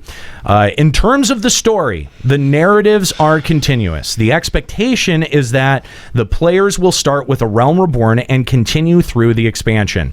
The lesson with having 3.0 released was that all of the content of the expansion wasn't accessible until you beat A Realm Reborn. The feedback, especially from Western audiences, good job guys, was that players weren't able to access any of the Heavensward content until having completed 2.0. We would still like players to get through the story content, but some of the elements in the expansion, we're considering letting players access certain elements without having completed content from A Realm Reborn. That I think is okay. That's fine. Having certain the elements accessible, that's okay. I think that they could do that with a single lower level zone. Yeah. Maybe a Korthus. You know, like let's get the northwest of or northeast of Korthus. If Skuro was a disease, he would be called Skurosis. Not bad. Just turned into the Skuro roast. Here's where things get bad. Another thing we're debating internally is whether or not to have something like World of Warcraft's jumping potion that would work with both levels and story. The Chinese version actually has something similar to this already. I'm trying to decide if it's something like this that should be timed with 4.0. WoW would have players pay to jump over and skip levels, and it's something that can be considered for FF14 as well. Of course, this isn't so we can make money off players wanting to skip content, but there has always been that debate of when we bring players in, bring in new players, or if existing players want to bring in a new player, there's a disparity with the level gap between them, especially if the player has gone through all the content and their friend is just starting. It would be such an effort for the new player to catch up. I feel that we might want to bridge that gap and have that available as an option. Whether or not to actually implement it or offer it as a purchasable option still has yet to be decided. We still have some time until 4.0. We're hoping to gather more feedback from players out there to see if this would be the best course of action for handling this. I've talked to a lot of players familiar with WoW, and some of them have said, well, why didn't you have your jumping potion with 3.0? Wait, was that sarcasm? That's not a real question, is it? Oh God. The thing is that this game already has this version of a jumping potion, and that's the fact that you get like 80 bajillion XP for each story quest now. I know. That's the thing. Like, the grind that people are complaining about is not that hefty of a grind. You have more of a problem gathering gear, properly item level gear, than you do getting XP in this game. And leveling is not the fucking problem. It doesn't, and honestly, like, I don't know, it just doesn't make sense. Like, why would you want to skip the content in a game where the story is continuous? This isn't WoW. Like, this is not your average MMO where each expansion has its own, like, shitty narrative that's self-contained. Like, we're gonna get people at 4.0 jumping to 4.0 and be like, wait, who are these characters? See that, and not just that, but like, come on. But you've been training your community for how you want content done for 3 years, and then you're gonna just come in and sweep the legs out from under people on this. Why? So that people can play with their friends, like. You can already do that. Yeah, and that's the thing, too, is that like there are already plenty of ways they can play with their friends. Your friends can level sync and do the dungeons with you. Exactly. And secondly, if you're a new player, you don't know what you're missing. So to say, oh, I don't get to do the Heavensward content. Okay, well, enjoy the other content you've never done before. Like, this is a brand new game to you, so play the fucking game. No. Like, you're starting in A Realm Reborn, play A Realm Reborn. You're already getting through it with, like, the 10 billion extra XP they added, so just enjoy the game. Why would you want to skip it? And this is the thing. When WoW implemented this, I said this is such a bad idea. It's bad for MMOs because it sets a precedent. It sets a standard for MMOs to have to try to figure a way to answer that in the future. I don't think that this is something that they should give any amount of time or thought. That, they made a bold decision by saying, look, 3.0 is gated by story. Do A Realm Reborn. Do your homework before you get here. And I really feel like that was the right decision to make for Heaven's Word, and that it would be continuing to make the right decision for 4.0 by continuing to make the content story gated. That's it undercuts the amount of effort that your existing player base has put into their characters, and it doesn't even really solve the problem that, even if you give someone a fully level character, they still need to figure out their eye level problem. This is really a terrible idea. Terrible idea. Mm-hmm. I heard this and I was really disheartened. Really disheartened. There have been a lot of feedback threads about this. I mean, a lot of people who have been talking about it on Reddit. There's a pretty big Reddit backlash thread on this idea at the moment, and I have to say, I'm totally in the camp that says this is a terrible, terrible idea. I don't see how it benefits the game in any way. Like, story gating 4.0 would be one thing. I am in favor of story gating if the 4.0 storyline directly ties into the 3.0 storyline. If it doesn't have much ties to Heaven's Word, then fine, only gate it behind ARR. But what the hell is the point of letting your characters jump to 60? It wasn't the biggest problem. The big problem I heard was from media. They couldn't review the game. Yeah. So use that premise, the jumping premise, only for those people so they can review the game. Or hell, put a demo out for people like that. Yeah. Here's your demo. It's got a 60 character you can play for a week. When Enjoy you do this to your player base, that takes away from their experiencing each level and then the progression. You have to learn how to use those abilities. It just takes away from it. Because you're going to get a bunch of bad players just throwing shitty rotations out there. They don't know what the fuck they're doing. Now, look, I think that Square Enix should pay very, very close attention to what ZeniMax is doing with Elder Scrolls Online, because at E3 they basically announced that you can jump straight to the level cap.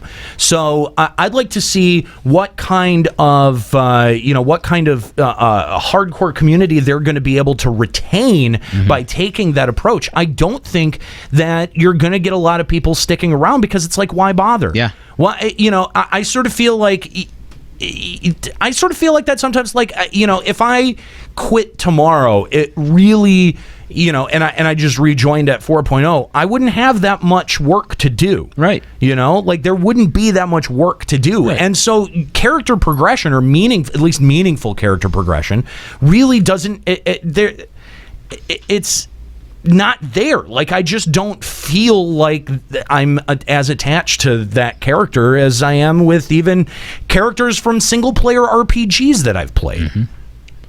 It's just, I mean, this is a Final Fantasy. What are they driven on? Well, story. Right. And I mean, they're adding Deep Dungeon as another way of gaining XP. Right. It's not like there's any lack of ways to level up right now. Exactly. Yeah. There's no reason to add or to add a way to just skip that.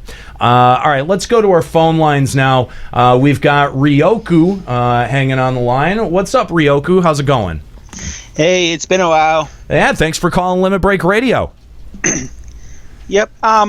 Well, with the whole jumping potions thing, I don't think it's entirely horrible. However, I do think it's way too early to think about something like this. I mean, like, maybe if we were like entering our 5th or 6th expansion when we're like anywhere near like over 100 levels, it would make more sense. But right now, like only like maybe going up to 70, this is see that it's way too soon for something like this. Yeah, I agree. If they're gonna, I mean, there's no way to. I don't know, man. Is there a way to not even address this? I think, like, you know, the media did push the conversation around Heavensward, where there was a lot of criticism, open criticism of the decision to storygate it, and I just don't know. Was there a way that Square Enix could have moved forward and not had to address this problem? I feel like they had to at least talk about it, because just like you say, at the 3.0 launch, it was a topic of conversation. It is something they should mention going into this. I don't like to hear that they're considering it. No, I don't either, and I agree with Ryoku that the timing on this is very poor. You know, that we're really only 3 years into FF14 as it, you know, as its current state, as it being a successful game, right? And I think that to have this conversation, WoW was at like at least a decade. No, was it that long? No. I don't know. Yeah, it's been a decade. It's been a decade for WoW. Well, no, but how old was WoW when they added the ability to fast forward your character to max level? They added it just before the Warlords of Draenor expansion. So WoW would have been out how long? 6. That was. I'm looking it up now. That was like the fourth expansion. 2014. 2014. 2014 was Warlords of Draenor. It's recent. So yeah, it happened in 2014. It wasn't that long ago that this happened. I feel like there was a way that you could, because I remember on commercials for WoW back in college, where they were like, buy a fully level character.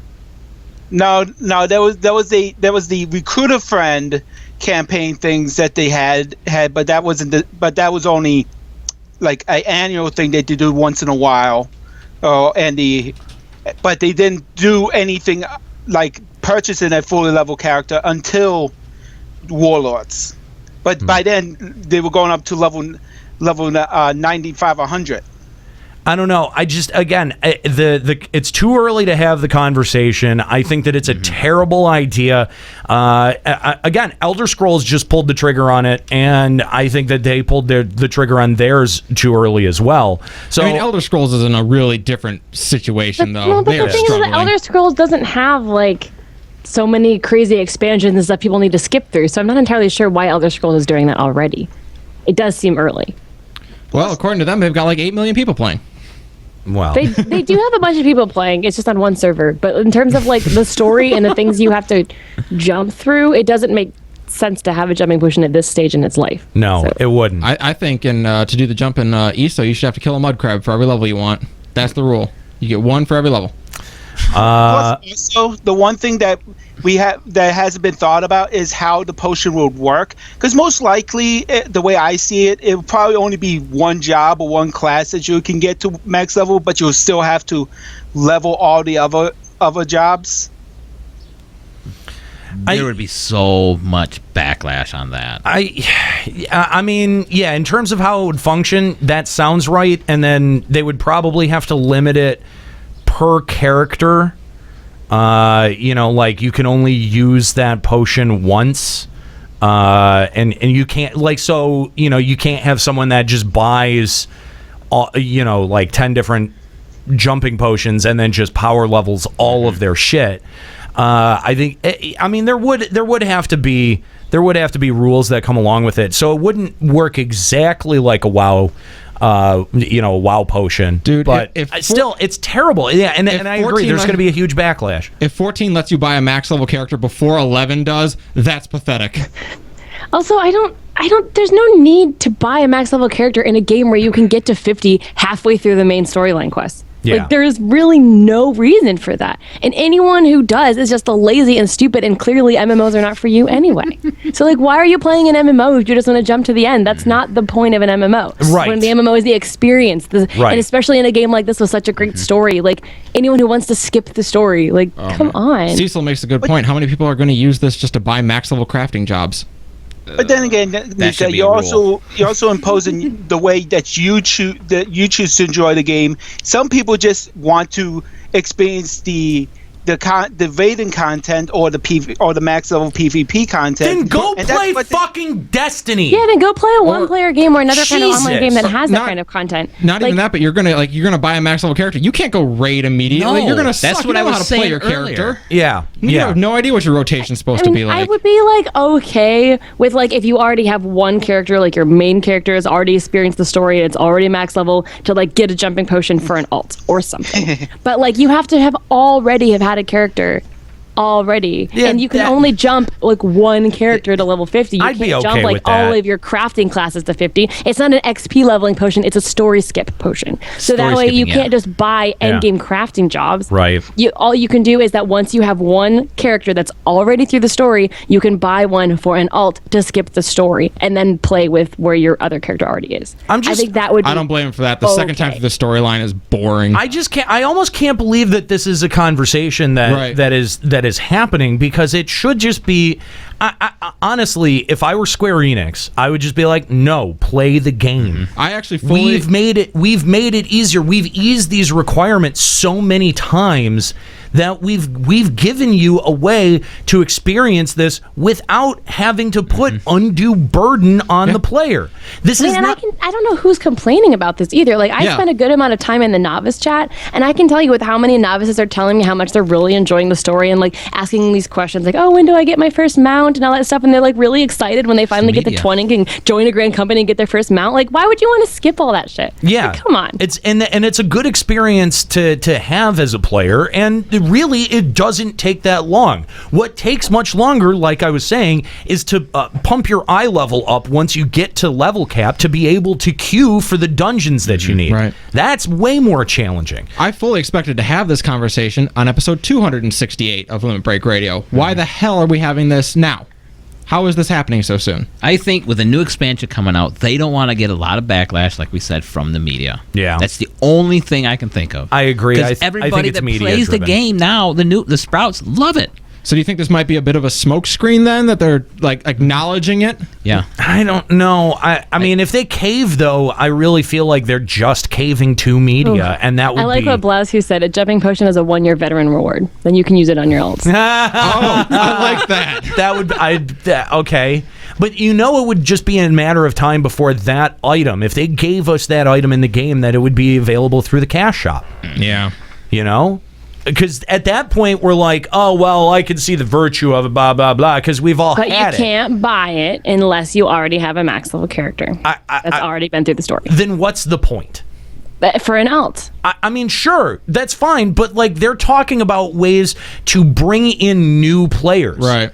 The new players are already playing. That entirely defeats who is the actually point. complaining about this, though? Like I said, the media was. The media. Yeah. The media was very vocal. The actual players are not complaining, so... I highly doubt it. Well, apparently WoW players that Yoshi P knows and talks to are complaining about it. That's the thing, is that... And they can go play in their pretty little panda land. Why... Yoshi, why are you listening to WoW players? Like, I understand that, okay, they're a potential audience, but, like, why not listen to the community that you have?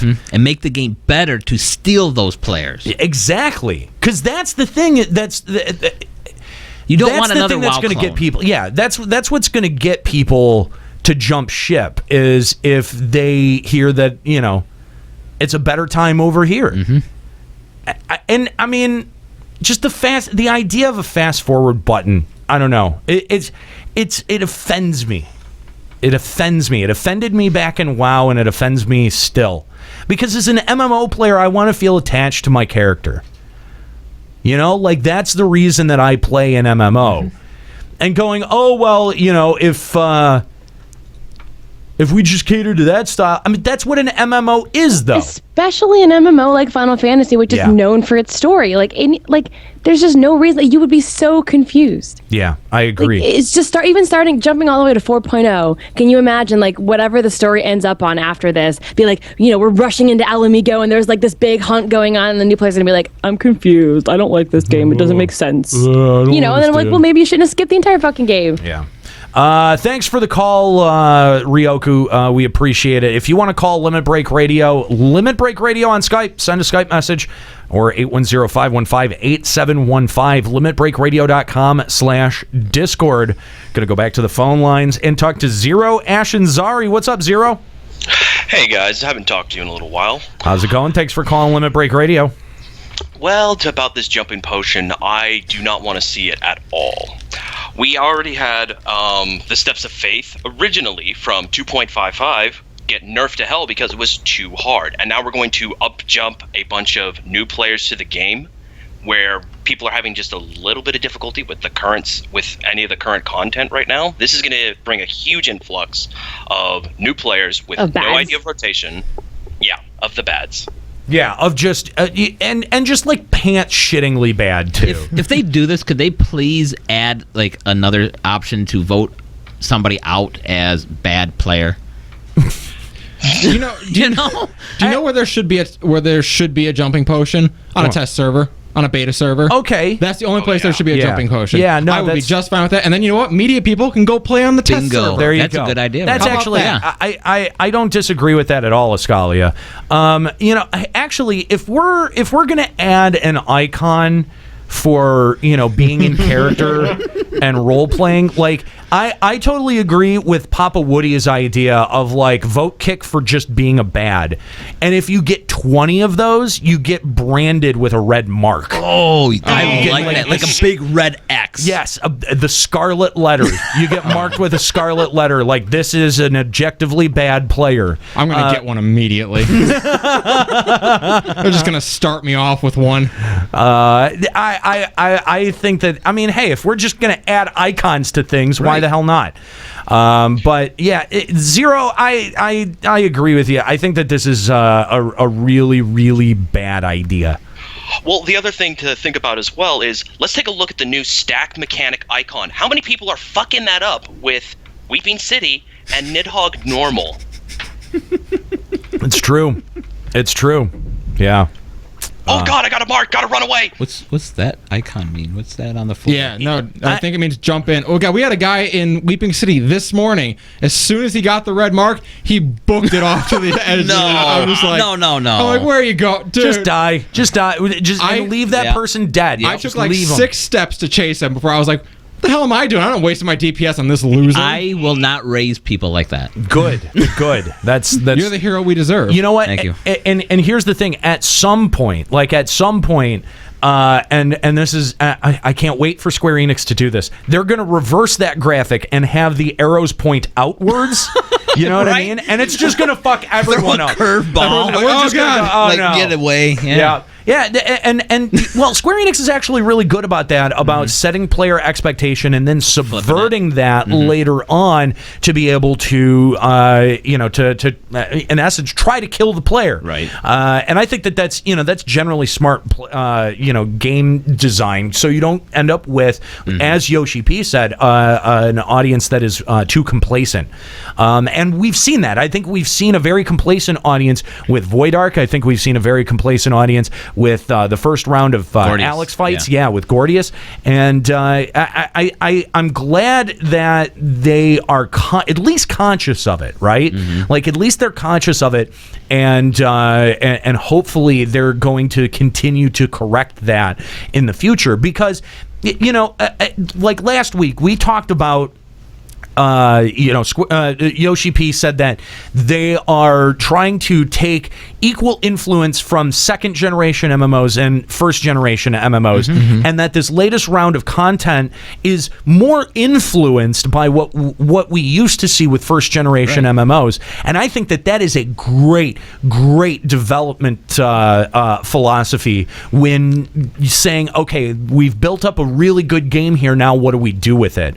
And I wish that they had given that consideration a little bit earlier. Like, I wish that I feel like it could have come earlier, but the fact that it's coming at all to me is encouraging. So, Zero, thanks for the call. We appreciate it, man. You got any shout outs?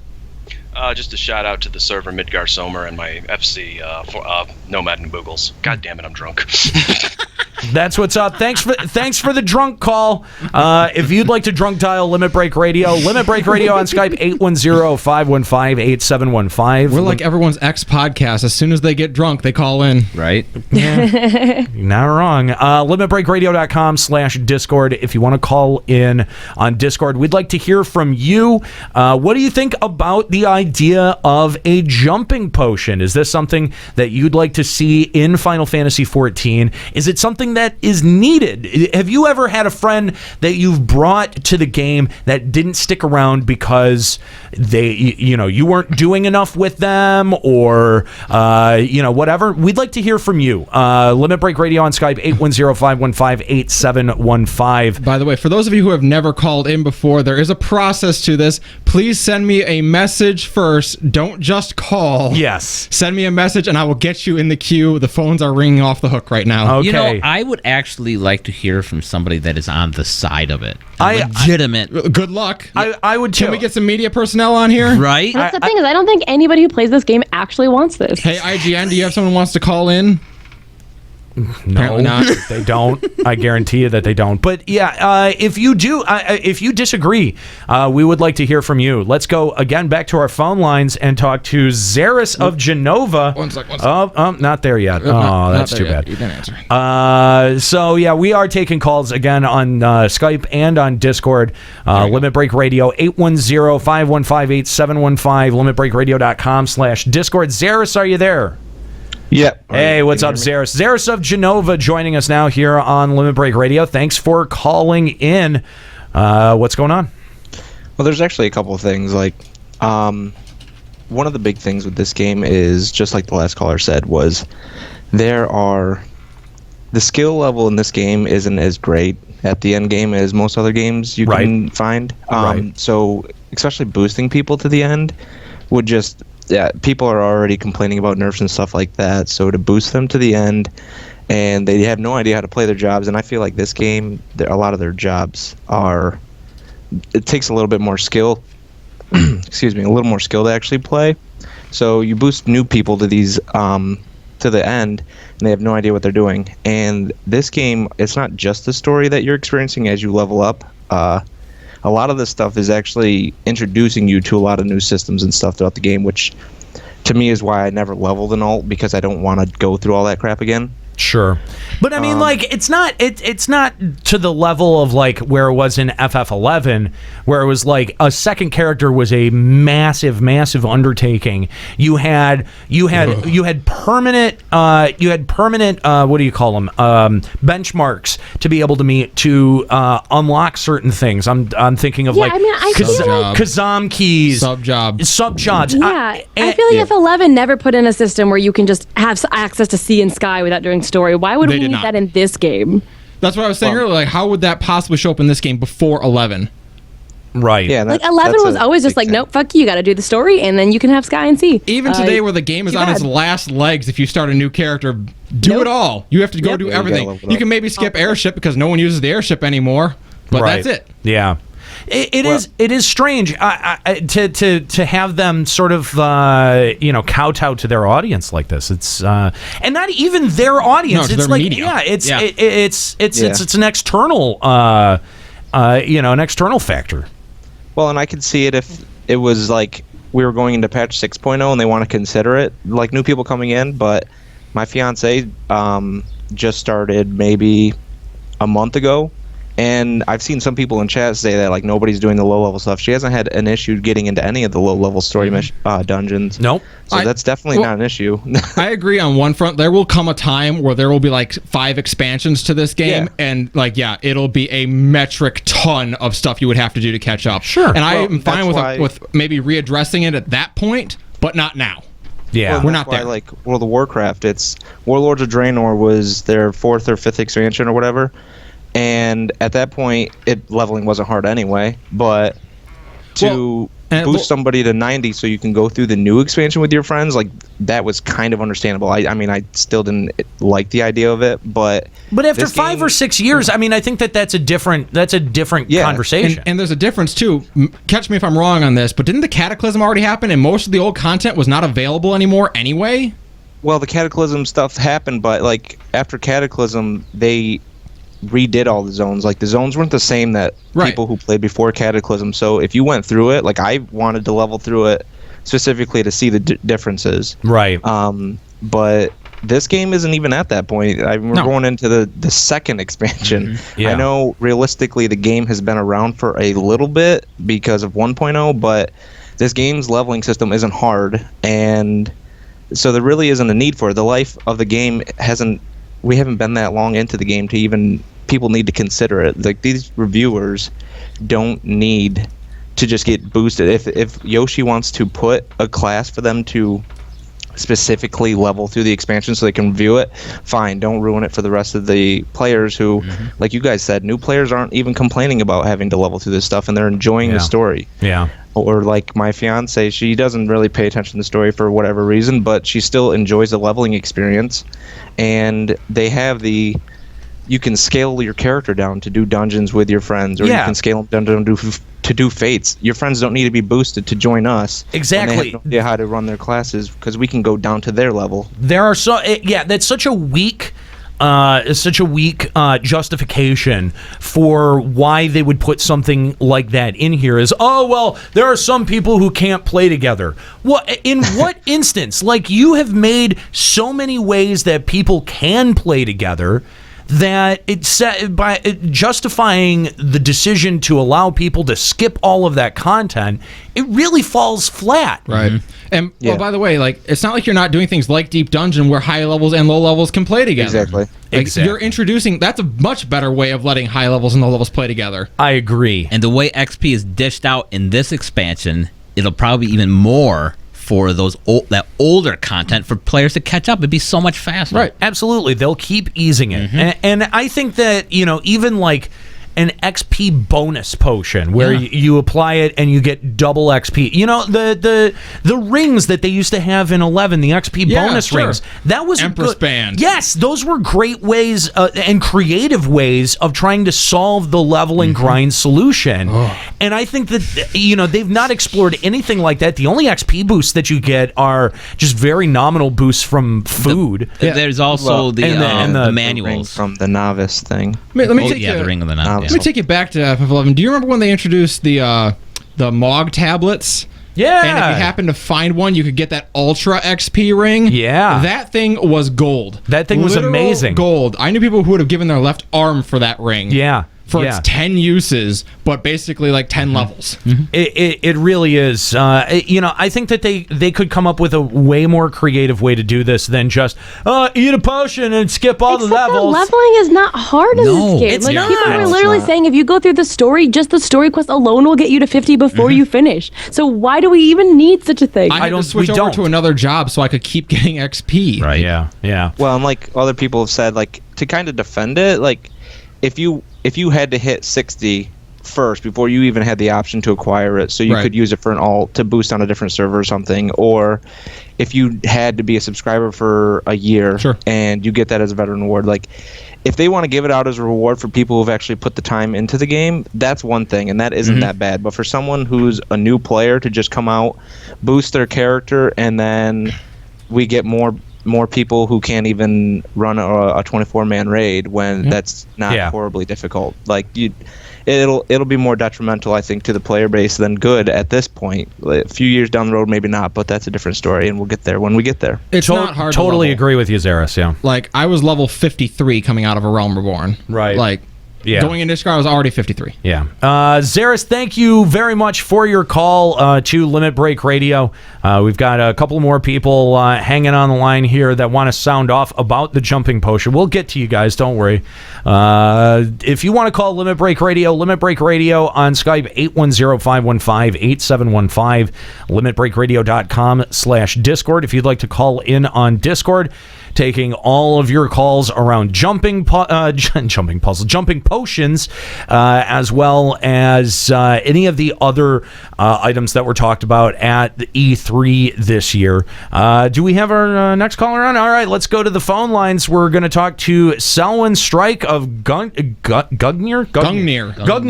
What's up, Selwyn? Thanks for calling Limit Break Radio. Oh, what's up, man? It's Sherrod in the chat. from Japan. That's what's up. That's what's up. Yeah, it's 4 a.m. in the morning. You got me to stop doing my homework on this jumping post and shit. Oh, dude. I guess we're sorry. We're sorry, but thank you for calling the show, man. No problem.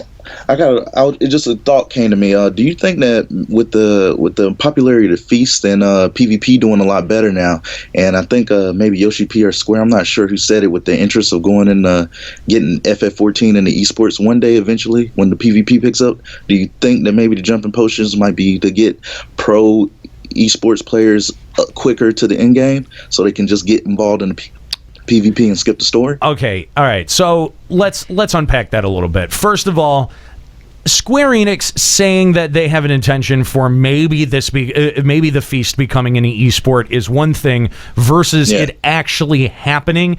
The amount of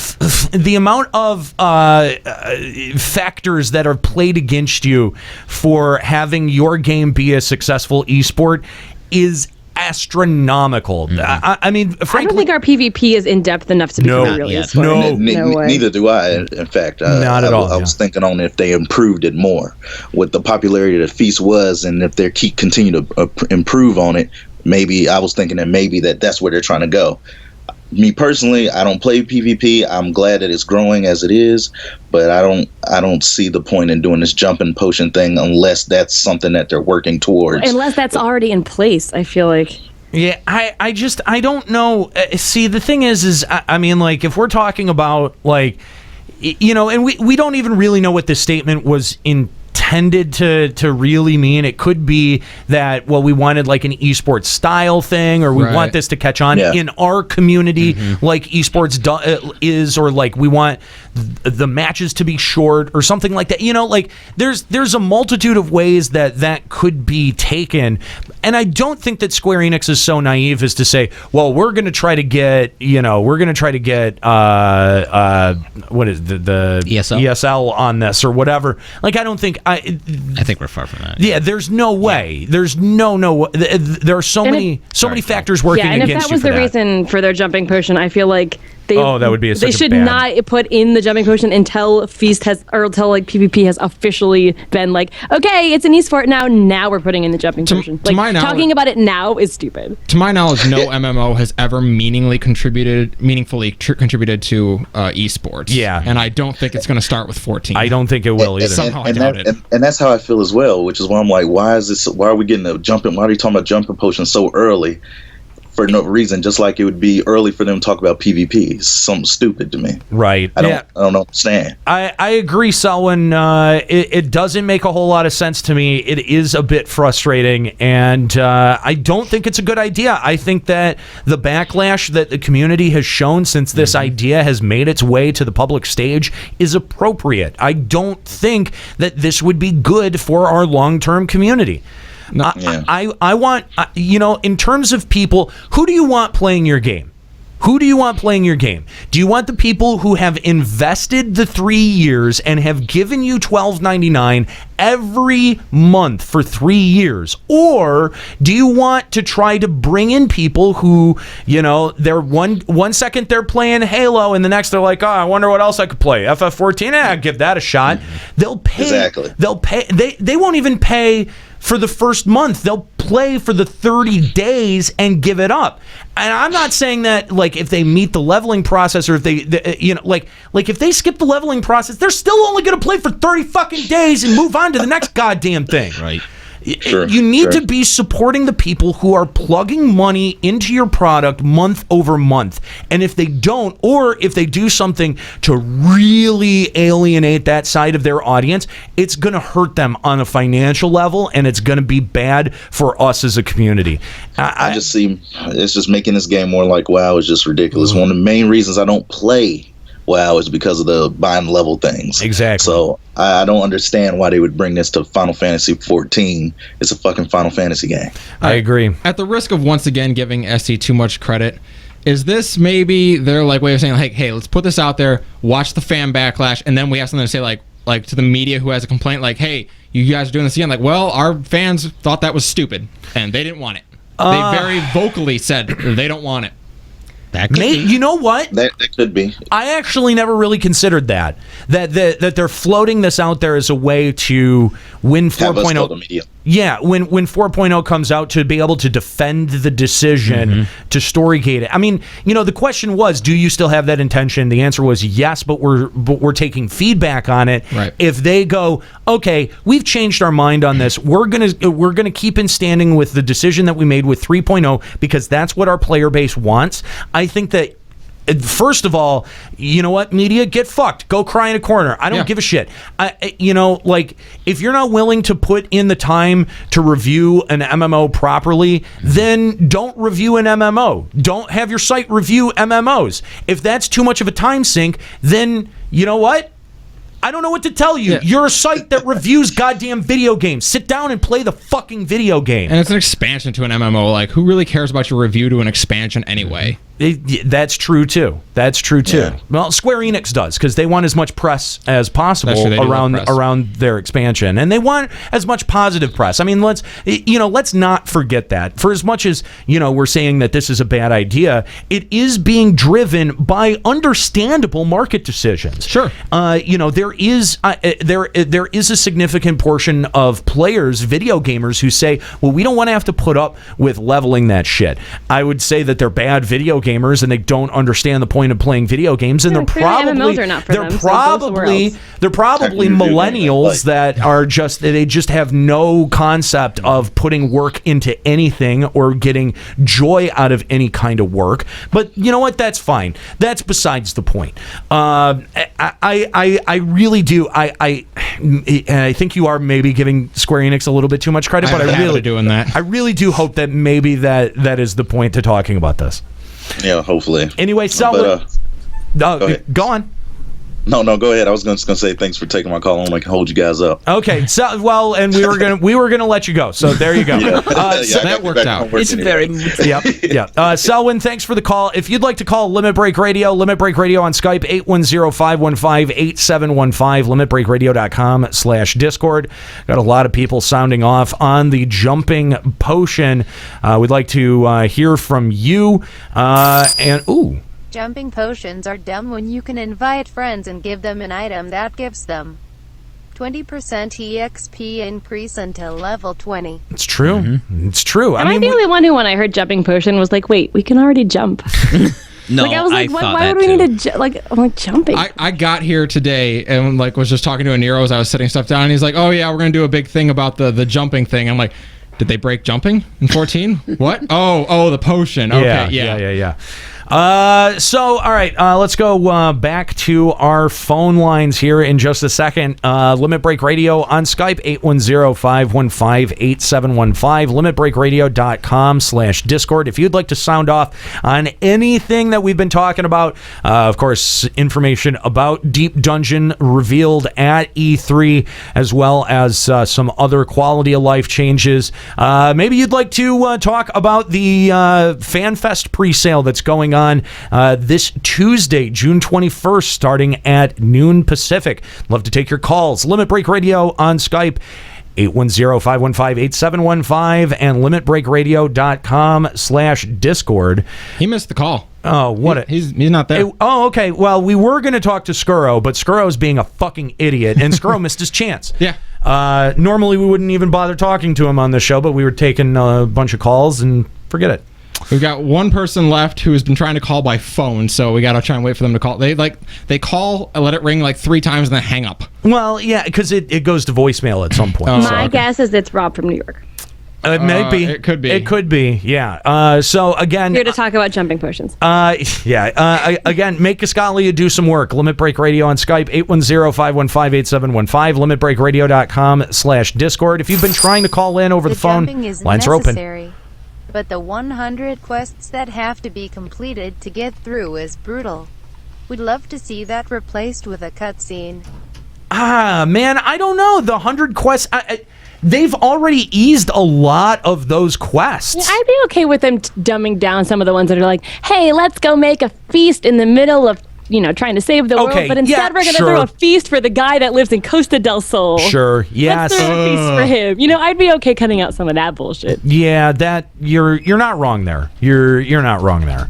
All right, let's kind of go back to the phone lines. We've got the caller who's been trying to call in. The anonymous caller. The anonymous caller. Caller, what's up? Thanks for calling Limit Break Radio. Hey, what's up? Can you hear me? Yeah, are you in the toilet? A little quiet. What's up? Who is this? I'm hiding in a trailer at work. This is Dank Vader. Hey, what's up, Dank Vader? What's going on, man? Did you say you're hiding in a trailer at work? I think he did. Yeah. I work in a warehouse, and I'm kind of being sneaky.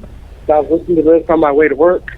We got Employee of the Month on the phone here. All right. Well, Dank Vader, thanks for calling in, man. What do you want to talk about? Hold on a second. Okay, here you go. Can you hear me again? Yeah, we can hear you. Okay, I'll try to be quick because I'm being a bad boy right now. But I don't think it's a terrible idea, and I'll tell you why. You have people like myself that work a lot, but love MMOs. Okay. I played every MMO from EverQuest to fucking WoW to Final Fantasy, and I'm a Final Fantasy fanboy, so that's why I stuck with 14 for so long. But it's not terrible. I mean, it's terrible for the fact that sorry players can't use it. But you have players like myself who are actually really good at MMOs who wouldn't mind. Granted, I have every character almost at level 60 anyway, so it doesn't really matter.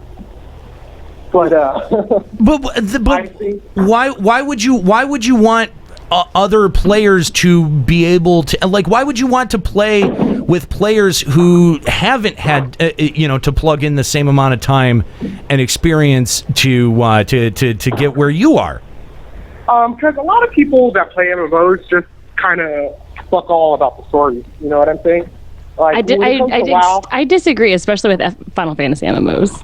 Well, with Final Fantasy, it's a little different, but most like MMO players, their goal is to get to the end game, get to the raid. Like, that's usually my first thing. I can give two shits about the story, but I do love 14. Sorry, I'm kind of working. I'm out of breath. We can tell. Yeah. But it's like I said, they want to get to end game raids, they want to get to the PvP, and they don't have time because, like I said myself, I work 12 hours, 5 days a week, and then I have a kid now. Well, that makes sense. But if you think about FF14's population, like the average person does not want to get to raiding and PvP. Those are like the two smallest populations in this game. Yeah. So in a game that is very end game focused, maybe, but not this one. From a raider and a PvP perspective, because I do both very heavily. And yeah, I mean, I'm just going off of what I feel. It doesn't make us lazy, Nika. Because, I think if it's just that's your opinion as a player, like that's fine. I just think FF14 in particular doesn't lend itself to this because so few of the player base really care about what you do when you get to the end of the game. It's also about playing through and getting the story. Right. And that is true. And I will also say that I lost my train of thought. But I will also say that shit sucks this. Oh, it's too early for Final Fantasy. They're only on their second expansion, and the way it works in WoW is they'll level you up to 100, but you still have to level 100 to 110. And they give you shit gear, but good enough gear that it makes you able to get the current gear. So it's not just like a hand-me-down. It's more of a, here's a helping hand. But yeah, I do think it's too early for Final Fantasy, and I'll let you guys go because it's probably going to get really loud. All right, Dank Vader. Thanks for calling in. We appreciate the call here on Limit Break Radio. I don't have a response to that. I don't know. I disagree. I think that it would be a detriment to the player base. Yeah, I feel like it makes sense in a game where end game is the game, but in 14's community does not lend itself to that. They're in terms of PvP and end game, it's such a small population of people that it would really be a detriment to do that. It's extremely casual. Yeah. Yeah. I mean, and I'm kind of saying that coming from a rating perspective. Like, that's what I play the game to do. However, the way that this game is built up, it wouldn't make sense. Yeah. No, I totally agree.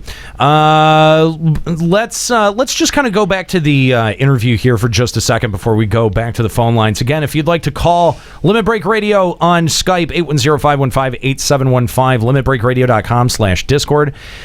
With items, MMORPG.com asked this. With items, Heaven's Word is interesting with the diversity and how they look, like weapons and equipment.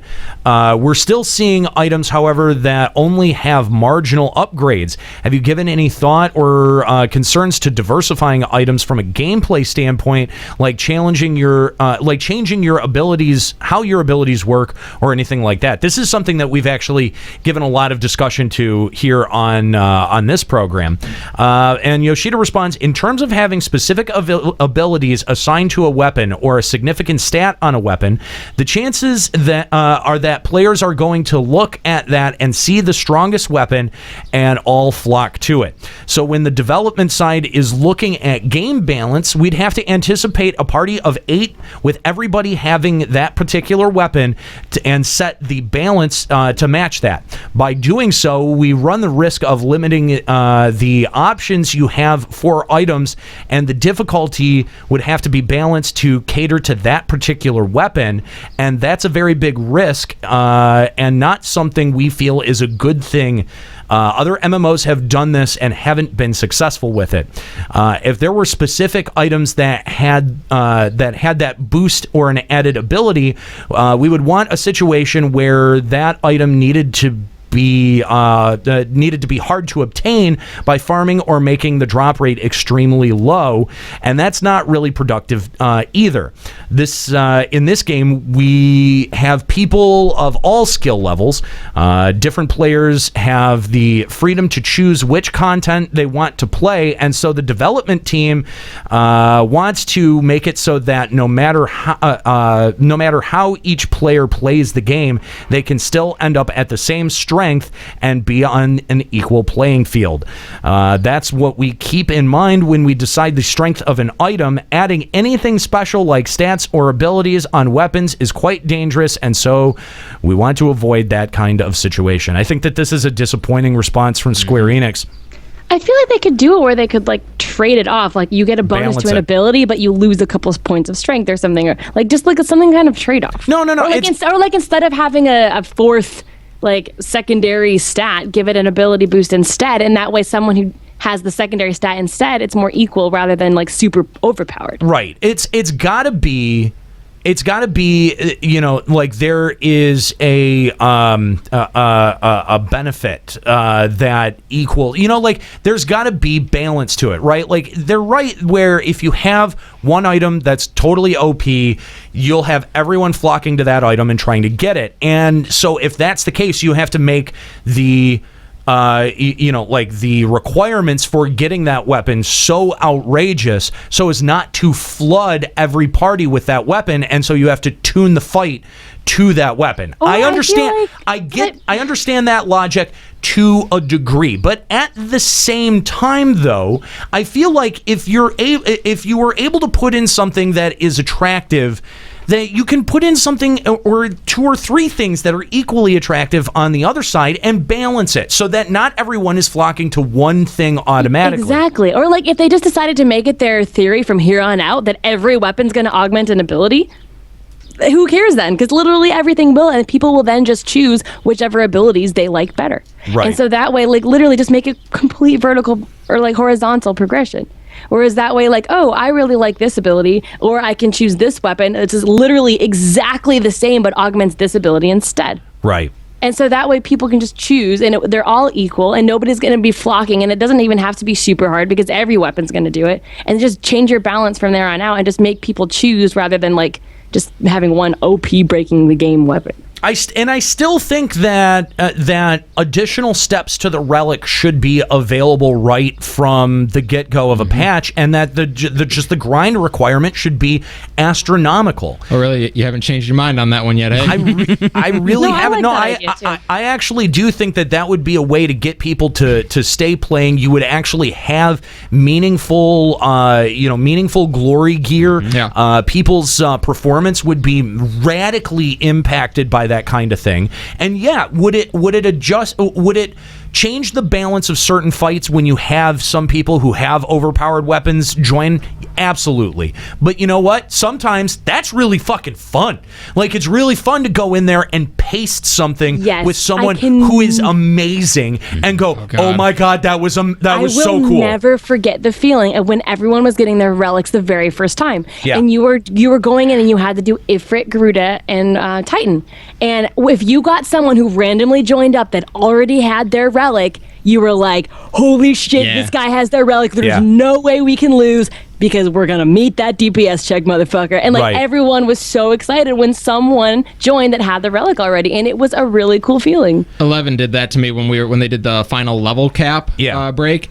I wiped on that fight like 5 or 6 times, and then on the 7th attempt, someone came in who had the O chain fully Magianed and just wrecked the fight for us. I'm like, yes, and that's awesome. That's the thing. Like, has there been an instance in Final Fantasy XIV where you've really got that feeling like, holy shit, I'm with like someone who's bananas? Like, even if you just back then, I think with their relic, and that was the original release of the game. I have not felt it since then. Right. I mean, even if you get paired with a really good DPS, CERN is a great example. CERN's a great DPS. You can see the DPS in terms of how quickly everything dies and how quickly you go through the fight. But there's nothing about CERN's character model or any of the things that he's wearing or anything outside of the way that he performs his rotation that tells me, oh shit, this is going to be awesome. There's nothing like in 11 watching the numbers scroll flash. Absolutely. Because it's chaotic at first, but as you got good at 11, you were able to pick out the numbers that you needed to see. And you'd see some guy like, wait, how much did he just Tachikasha for? Right. Was that 3,000 damage? What? I know. Yeah. So you miss those moments. You don't see, and like it's give or take because you'd be sitting there as your DD and then just watching someone just paste your numbers.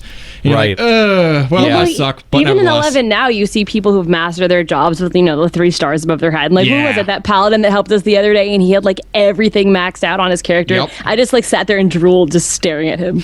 It's ridiculous. That was a great aspect to MMOs in the past, and I think that it's something that I would love to see FF14 make some considerations towards this, because they've made a lot of consideration towards the equitable part of the equation, making sure that everyone is on equal footing absolutely all the time, and it's a bit too rigid. I think that's the thing, is that it's too rigid. It doesn't really give people a sense of an accomplishment, and people are being able to articulate these problems, and that's and the fact that Square Enix hasn't addressed it or has no plans to address it, it seems like, is really disheartening.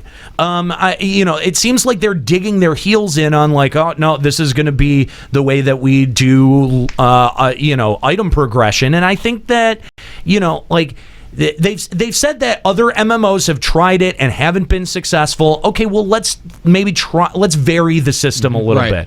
But saying that that's not a reason to try or something like that, I think that's a bad excuse. Here's your turn to invent the wheel. Well, I think we're all hoping for something at FanFest that would lead us to believe that there's a big change.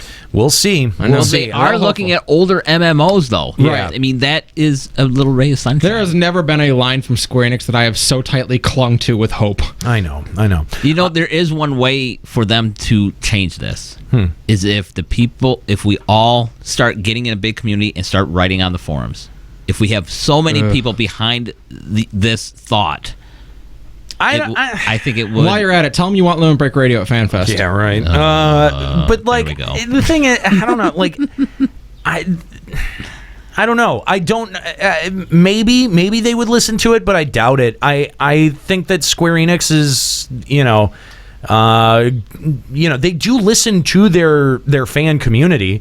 Not only that, but I think that we have a lot of listeners to the show that have been banned from the official forums. So I'm not sure that that's exactly the best place to encourage people to go express their displeasure. But I mean, it is, like, do talk about this on social media and do talk about this. Spread the word. Have the discussion continue. Hashtag make the official forums great again. Yeah. For as much as we can sit here and say that we don't like the idea of a jumping potion, or we don't like the idea of the way that Square Enix is doing item progression, that's fine. Just make sure that you're voicing your opinion in a way that Square Enix can hear it. An intelligent, meaningful discussion. No, that doesn't have to. I'm just saying. It doesn't have to do with it. No.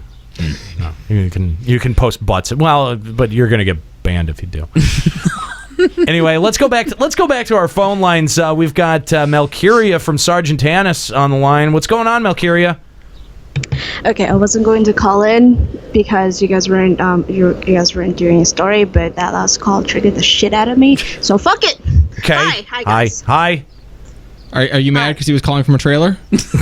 No, I was mad about what he was calling about because, like, okay, I may be like the minority in this, but the one thing I look for in a game is story. If the story can't grab me, then I'm not gonna be able to enjoy the game. The entire point of a fucking, well, not the entire point of a fucking MMO, because, like, again, Final Fantasy is like my fucking second MMO, but with the thing about it is it's a Final Fantasy game. Final Fantasy is known for its fucking, and it's a numbered Final Fantasy game. Yeah. We may have lost Melcuria there. Oh, no. But she was really triggered. Yeah, but I think I know where Melcuria was going with this, and that narrative is a big portion of the Final Fantasy universe, and I think my attachment to a strict narrative has really let up in recent experiences, especially with From Software games and stuff like that. They have a very specific way of presenting their story that I actually have found that I prefer. And for as much as I do agree with you, Final Fantasy they're very story-driven games, but Dank Vader's not wrong at the same time. There are players play for a ton of different reasons. If the only reason that anyone ever played this game was for the story, that is its own sort of rigidness. That is its own sort of, like, you do want to be able to allow people to play the way that they want to. But at the same time, there should be a certain expectation, I think, from the developer, and I think that it should come from the developer on the part of the audience to say, well, there's also going to be a significant amount of legwork that you're going to have to do if you want to enjoy X, Y, and Z. It's not like there's nothing to do in the leveling portions of the game. Right. You've got access to dungeons. You've got you've got the story that's driving you through a lot of those levels. And so I think the complaint that, oh, well, it's too much work, falls flat with an FF14 audience, because we're like, it's not though. Right. Is it really too much work? Is it? Like, if you've got a 3-day deadline to review an expansion pack, yeah, maybe that is a little bit quick. But maybe you should talk to your editor about deadline expectations, as opposed to shoveling all of that responsibility off on Square Enix. Okay, and when your editor comes to you and says, you got 3 days on this, say, hey, really? No. And the thing is that the conversations about it that we saw in the media, they weren't even conversations about the what's the word I'm looking for? Benefits of gating story content versus not. It was mostly just complaints. I can't do this. Exactly. It was more on the side of complaining than it was actually opening a meaningful dialogue about MMOs continuing to story gate. It's just ridiculous though, because if you think about any MMO that's ever existed, I feel like 14 is the least grindy. Like, I mean, just think how much XP oh my grinding, God, do how I much agree? story grinding, like, Yes. especially if you're an 11 or a WoW player, any MMO I has agree. more grinding than 14. So I feel like you're really the complaints are really falling on deaf ears if you're complaining to someone who's played any MMO other than this one. like this is the second least there is grindy I've ever played. No too much work in this game. There just isn't. There is a simple solution to this. All right, Square Enix knows who reviews their games.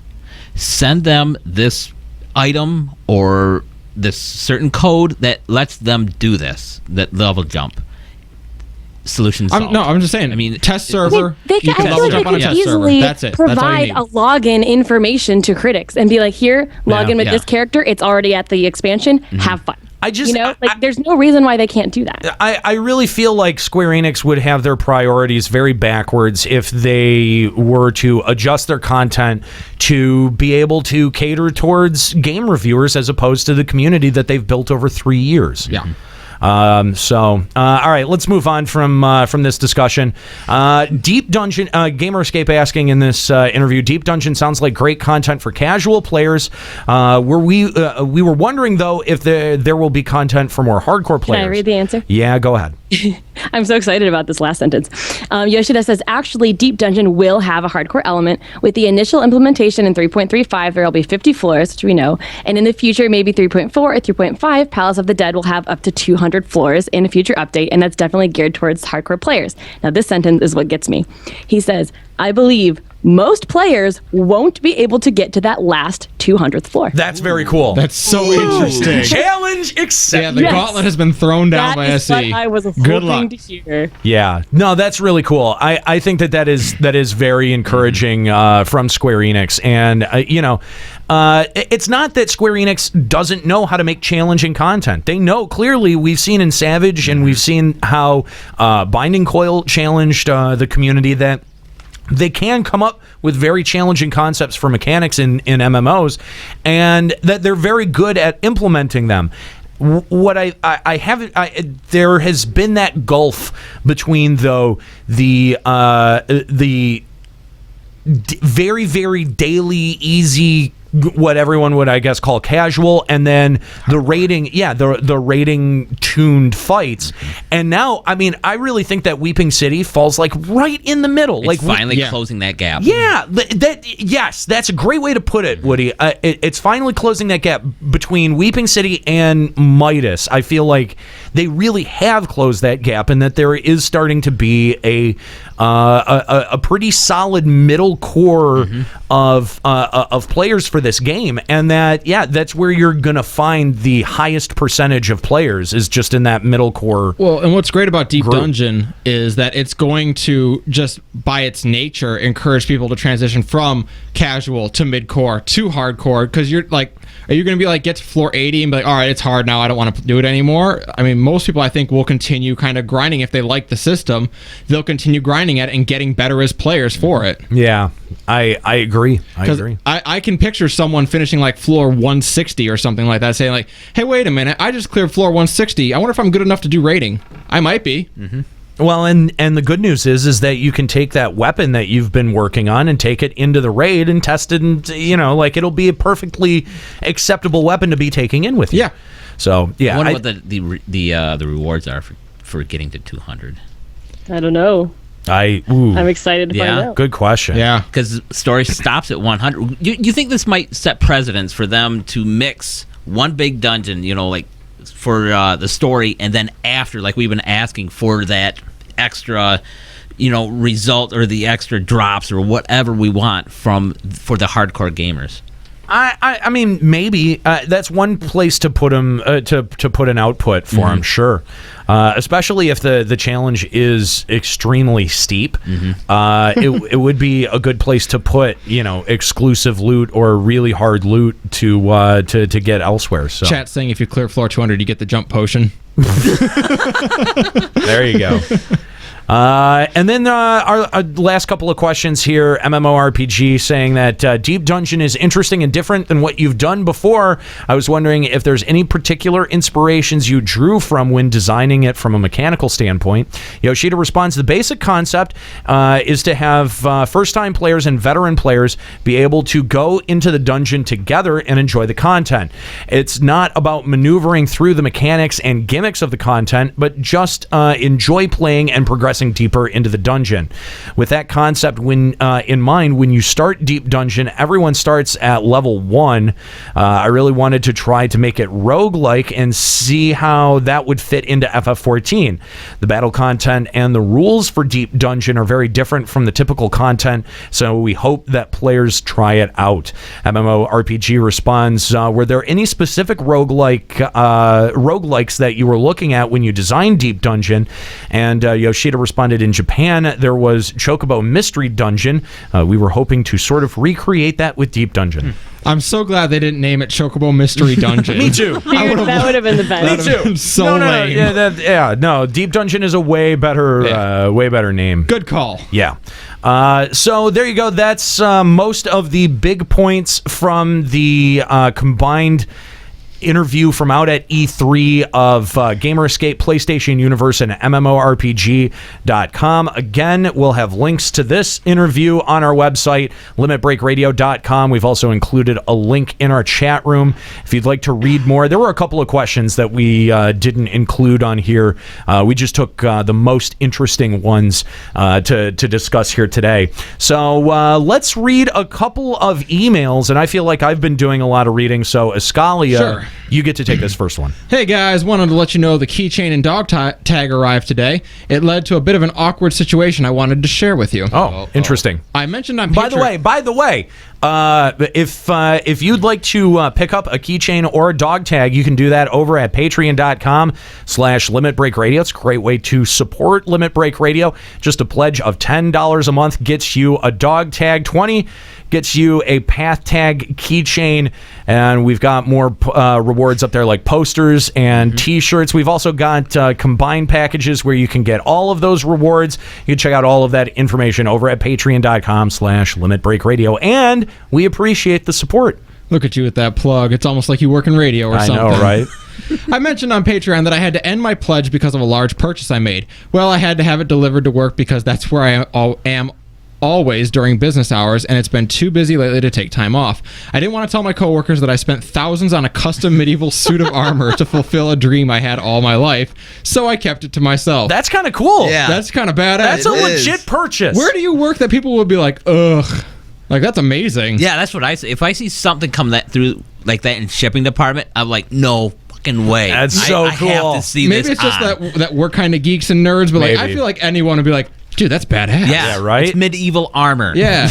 And all you have to say is you're going to wear it to a Renaissance Festival and be like, oh, okay. Like, I can't see anyone that would be like... Yeah, don't Or how about I'm just going to display it in my home? Yeah, in my castle. You don't want to say I'm a LARPer. Don't say that. Maybe don't say that. Are you kidding me? I would sit around and just watch Game of Thrones in it. Like Right? That's That what I would would be do. awesome. That's how I would get ready for Game of Thrones. I would strap up with my armor and I would sit in full plate armor with my sword drawn, enjoying Game of Thrones. Bring on the People come in hound. and say, Aniero, what are you watching? Game of Thrones? Why aren't you wearing the cod piece? Don't worry about it. That's for later. Thing is, the suit came in a large wooden crate. Gossip went around, and people soon concluded that it had to have been a real doll. Oh, man. Oh, no. Oh, suit of armor's not sounding so bad now, is it? And this is where LBR comes in. That's worrisome. Uh-oh. So my boss came into the cafeteria where everyone was having lunch. He was holding a yellow envelope and asked, does anyone know Saya Bria? And before I realized the consequences, I raised my hand. It appeared that the envelope containing the merchandise was addressed under my FF14 character name, a woman's name. So long story short, the real doll my colleagues think I own is called Saya Bria now. Oh, man. That is absolutely amazing. If you guys that was don't well worth want losing your pledge for a month. Absolutely. If your in-game name, just put your real name in the shipping. Yeah, there you go. So that's pretty hilarious. Again, if you'd like to support Limit Break Radio, limitbreakradio.com or patreon.com/Limit Break Radio is how you do that. And Saya ticket last night. That's pretty funny. I'm so happy right funny. now. I'm just in a good place. We need an email like that all the time to cleanse the palate after being angry about something. Yeah, that's not bad. Nika, how about you take this next email? Sure. Sounds a bit of a monster email, looks like. Okay. Hey guys, let's talk about the anima weapon. All right. In episode 67, Arthur's called in to say that this step was worse than the I-200 step, and it is, but not for the reasons he stated. First, Umbrite and sand. At the max, you need 80 of each, and you only get 3 points per treated sand. That's fine. Get 1 of each a day, and that's about 3 months, just in time for 3.4. 2 a day, and just in time for 3.35. Well, maybe not. If you do most of your roulettes each day, it's easy to get at least 2 or 3 Umbrite a day. So what's the problem? Sand. Some of the items you need to trade from sand come from some form of crafting or gathering, which cuts out probably around 50% of the gaming community, as most people probably don't touch those systems. This is the crafting/gathering scripts, the crafted items, which I'm pretty sure you need books for, and the demi materia, which you need to have a decent level to do anything with. There are also the moonstones, which you can only get 1 a day from the Ixal, again if you are a crafter, or from the Grand Companies for 4K. Why they are still 4K for 6 or so patches after they were introduced is nuts, but whatever. Unless you want to throw gil at things to get them done, which I don't like, but moving on. Actually, I want to stop there for a second. You can get moonstones from the Grand Company with Grand Company seals. But. Yeah, for 4,000 seals. So, yeah, that's what they so just said. So. Yeah, they were saying doing only the Ixal, but if you're doing roulettes, you just get the gear and turn them in, which doesn't seem that hard. But no, it really isn't. Like the moonstones, I think are fairly reasonable. That's I think one of the easiest things. Someone was saying that the exchange rate on them is really unreasonable, and I didn't think it was. Yeah, I don't think so. I mean, I very just do dungeons and roll on everything. Exactly. Like the thing is I never remember to roll on things from dungeons, and I would just have them just fall into my inventory randomly.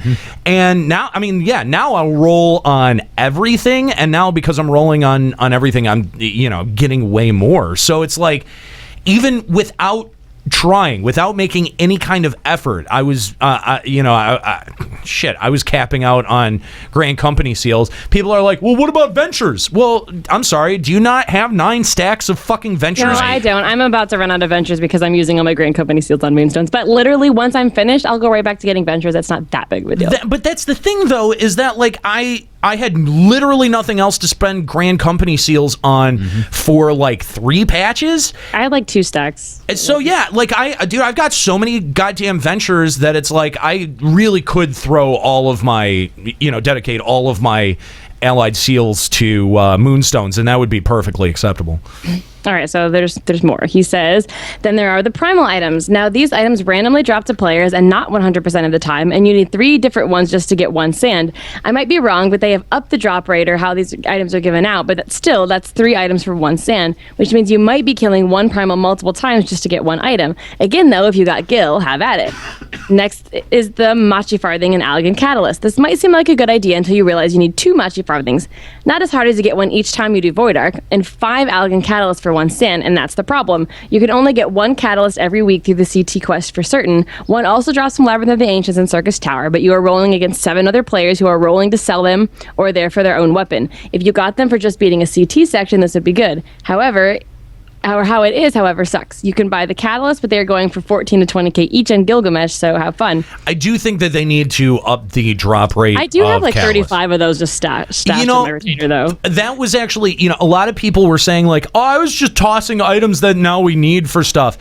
The Allegan Catalyst, that was the only one that I was pitching. That was the only one that I kept them because I figured someday I might craft those cool looking weapons, so I just kept keeping them in the like 20 gil. You did the smart thing. You did the smart thing, clearly. Although it does, if you have a lot of catalyst, it does suck that it kind of puts the onus back on you to get the Machi Farthing or the Makai Farthings, because the Makai Farthings are not just used for this step of anima, but you also need one when you hand in the Weeping City coin as well. Right, but you can only get 1 coin a week, so I figure if you do 1 coin and 1 Void Arc, get your upgrade for the week, and then just do Void Arc once or twice again, and then you're good to go. But that's a lot of Void Arc. It is. I mean, that's not just getting through Void Arc, but the queue times in there as well. I mean, it's a lot. So it is. He says, next is the Machi Fire thing in Allegan. Oh, I already read that one. Where was I now? This is a long Past the primal items? Yeah, okay. He says, Thavnarian Mists and Enchanted Ink is the way I've been getting my sand. You need 5 of each, which amounts to 450 poetics. Yeah. So 5 of the dungeons that reward 100 poetics, and you get 1 sand. And the dungeons are pretty fast. Not to mention the poetics you get from daily roulettes. And you also have good players that are grinding those dungeons too now. So it makes it even faster. Yep. The best way to get sand, though, is with leaves. And this feels a lot like an exploit that SE will patch soon, but who knows? You need one amber encased Valken to get 1 sand, when you need so many other items just to get 1 sand. And here is the rub. You don't even have to do the leaves for a chance at the amber. You just start the leaf, see if there is a chest. If not, abandon it and try again. If there is, congrats, you get a sand. Open the chest, abandon the leaf, repeat until you are out of leaves. Ooh. Happy, get 27 amber out of 100 leaves, I think, and others have gotten more. So wow. Yeah, or Mr. Happy. Wow, that's clever. Wow. Have fun with leaves before SE nerfs it. Yeah, no, I've heard about this. It's nice to see leaves actually used for something. I actually didn't know that. That does feel a bit they come from exploited. the treasure chest. Yep. That Because does feel a before bit you could exploited. take them and turn them into the leaf person in Ishgard for like gear or something. So like I actually remember I had so many of them when Ishgard first came out, and I was like, oh hey Siren, look, I just found where you can turn this guy in. Like over here, you turn these in for stuff, and I think I turned them all in. Wow. It's like, no. Wow. So as you can see, there's really only 2 good ways to get sands if you don't want to spend gil or are not a crafter or gatherer. Unlike the I-200 step where you could do beast stripes, Alexander, poetics, and esoterics, and you were guaranteed tokens to get some items or the currency to get items. So IMO, yes, Arthur's was right. This step is worse than the I-200 step, unless you're a crafter and gatherer and a pretty nicely geared one at that. Sorry for the long email. Looking forward to more shows. Burning Skull of Gilgamesh. Well, thank you very much for that email. And, it's really interesting. A couple of people in the chat, so they know the secret to sands. Why are they bitching?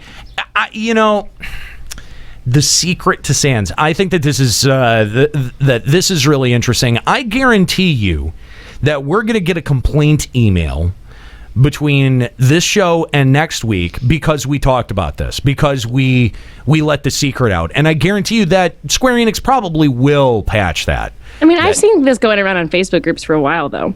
Yeah, absolutely. But has it been working its way back to Square Enix? Do they know that this is a problem? I mean, we've addressed it, so now they're going to hear about it, of course. So got that LBR bump. That's right. But I guarantee you there's going to be 1 or 2 people who email in that are like, man, you really shouldn't have talked about that because now they're going to fix it and it's going to fuck the rest of us. And well, go do it now, guys. Yeah, get on it. Until Tuesday Quick. when this comes out. Well, no, I'm just saying like that. That happens a lot in MMOs. I mean, let's talk about the salvage exploit, the salvage dupe exploit that was in 11 forever. That was not talked about at all. You would go to, I mean, forums were complicit in shutting down conversations about it, so it didn't work its way back to Square Enix, and they identified it as a problem. And they assumed, which is of course what they assumed Square Enix was doing. The reality of the situation was Square Enix was monitoring it the entire time and handing out retroactive bans after the fact. And I just, okay, you found a nice little exploit method, and if you want to get mad at us for talking about it, that's your right, I guess. But does that make some sites or discussion places complicit in letting that exploit run rampant? Because I think it kind of does. There's not a lot. I think that there are people who would hear about that and be like, "Shh, don't say that much about it." I mean, it was on Happy's thing. I get it. Happy did it. Got 27 amber out of doing 100 leaves. I think that this is one of those things where Square Enix is going to address it. Mm-hmm. I'm just happy to see leaves used for something. That's true too. That's true. I mean, it may have been a purposeful decision on Square Enix's part to funnel people back towards leaves. I mean, granted, they're just starting them and then abandoning them, but yeah, see, that's the part that seems to fly in the face of it. Right. You should want to be able to get through. Maybe they'll adjust it to But when you go through the whole that's thing. how people used to level in 1.0 and nobody cared. Like, right. You just nobody cared about anything in 1.0. I know, but there was those leagues that you would just like do all the random XP that spawned and then abandon it and then start it over again and just kill everything. Yeah, but let's not look to 1.0 for any suggestions about how to do things. Especially leveling. Remember that shit? What a mess. Stamina? Remember that? Oh, yeah. Yeah. I did a grand You total can of even 1 auto XP attack, party you know, in... just even your in regular 1.0. heavy swing or just regular attacks used a stamina TP. God damn. Yeah, I did 1 XP party in 1.0 and promptly never did another one when they started yelling at me because my Dragoon didn't have, or my Lancer, I didn't have Cure available, so I couldn't help Cure. I could not understand that. I do remember that. I mean, like, I remember every once in a while, I'd be walking around and I'd find a dead person and, you know, just put raise on my bar real quick. And it was very weird watching a warrior raise somebody else, but it did happen. And it was weird that we had the MP to be able to cast it too. Yeah. That was very strange. That was always funny in 11 when you could sub White Mage, but you'd never have the MP to be able to cast Raise or something like that. That's true too. Anyway, Burning Skull, thank you very much for that email. By the way, if you'd like to send an email to Limit Break Radio, hosts at limitbreakradio.com is the email to send it to. We'll also take your calls. Limit Break Radio on Skype, 810-515-8715, limitbreakradio.com/Discord if you'd like to get in here at the end.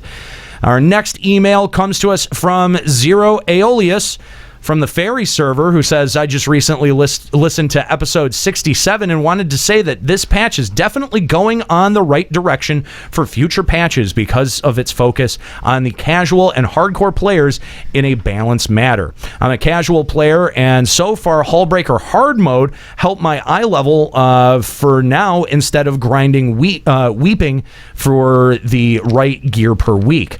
I also want to say you guys brought out my passion for this game again, since I was losing interest because of 3.2. After listening to you guys, I realized I shouldn't be afraid to tank, so now I proudly wielding my sword and shield, improving my skills for my FC. So thank you guys for being honest and true to yourself. Peace out. Thank you very much for that email, Zero. We appreciate it. So glad that you have found your way back to FF14 for 3.3 and that you're enjoying it. Do we want to do this last big email, or do we want to hop over this one? It's a pretty big email. Why don't you take this, Eskalia? All right. Hey, LBR crew. I have an idea for additional effects on anime weapons. These effects will be static on a specific weapon for the job and will not affect the gameplay itself, rather just change the reward system and duties. It does seem like Yoshi P went out of his way to poo-poo on this idea, but yes, he did. Whatever. Also, the effect from a specific anime weapon will be granted onto all team members so they can benefit from someone, even if they don't have an anime weapon yet. For example, paladins get more poetics when equipped with an anime weapon, and he is saying anime every time. I'm not just reading it that way. Warriors get more esoterics. Dark Knights get more lore stones. White mages will have a high drop chance for a useful potion from additional dungeon chests. Man, I think White Mage gets the shaft in that. Yeah. Astrologians will boost every other anime weapon effect in your party for 50%, or give them a higher chance for a TT card to drop.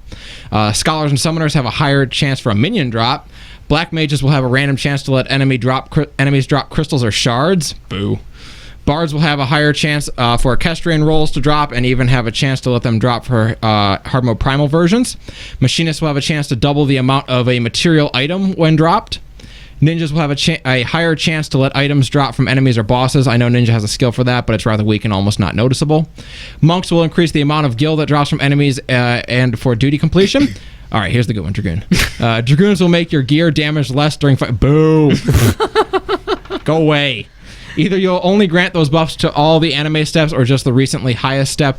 A higher drop chance for items will be granted to the item in general, so it's not guaranteed you get the item when equipped with an anime weapon. Also, the effects will be kind of low, like 10% more stones. This is really kind of an interesting concept because, you know, whenever we talked about this, we had talked about it in a way where it was affecting battle stats and battle abilities. And this is a way to have that sort of like permanent character growth, but in a way that doesn't affect the actual battle tuning, which I think is an interesting idea. And I wonder, maybe not necessarily like lock it by job, but allowing you to choose one. Sure. Yeah. And not only the way it is, like some jobs will be like some of those suck. Well, but not only that, but like when you're considering party structure for things, it would bring an additional reason to bring a job along other than it fits this role, right? We can get a nice little bonus from whatever. It's not a terrible idea. I kind of like this idea. What it might encourage you to do is make a second relic weapon. It might encourage you to get a second one so that you can have the effect. Oh, I'm going to be going minion farming at some point. I better get the appropriate relic weapon. And having it just straight up attached to a weapon. I think it's a fascinating concept. I think in concept that's awesome. Mm-hmm. Balancing that right and making it like decent would be hard, I think. I think it would be hard, but this is a way that it wouldn't be. Again, it's not impacting your actual battle tuning, which seems to be the thing that Square Enix is like to do. Yeah. Well, Square Enix is really like they protect that a lot. They don't want to end up messing up their battle tuning, which I there's a part of me that understands that. But adding meaningful character growth is also a really important part of an MMO and is really, I think, important to an MMO audience too. So I think that this is a good way to kind of meet in the middle. Well, the email goes on to say, but then some jobs will be too good in some duties. For example, in dungeons where you can't get ESOs or you cap your lores already, I'll hear you say. And yes, that is true, but there will be duties where your anime weapon is better than the others and others where an other weapon is better than yours. And that's a good thing. Giving some jobs an advantage in some duties is way more interesting. I agree. I like that line. Giving some jobs an advantage, whether it be real or perceived, in certain duties is interesting. And interesting is the right word for it. Let's get to the nasty part. I don't want to beat off a dead horse. Jeez. But from what I've seen, people are complaining more often about early pullers in hunts again. It's because more people doing hunts for the upgrade items, I know, but let me tell you what I think about it. If you are not in an active hunt group and just ERPing in your FC's private room with your handsome Lala roommate Josh, who loves you but can't confess his true feelings to you because his parents are not okay with that, you are a femro. What? Wait, it's pretty. That was the longest run-on sentence ever. Interesting, and that is very specific.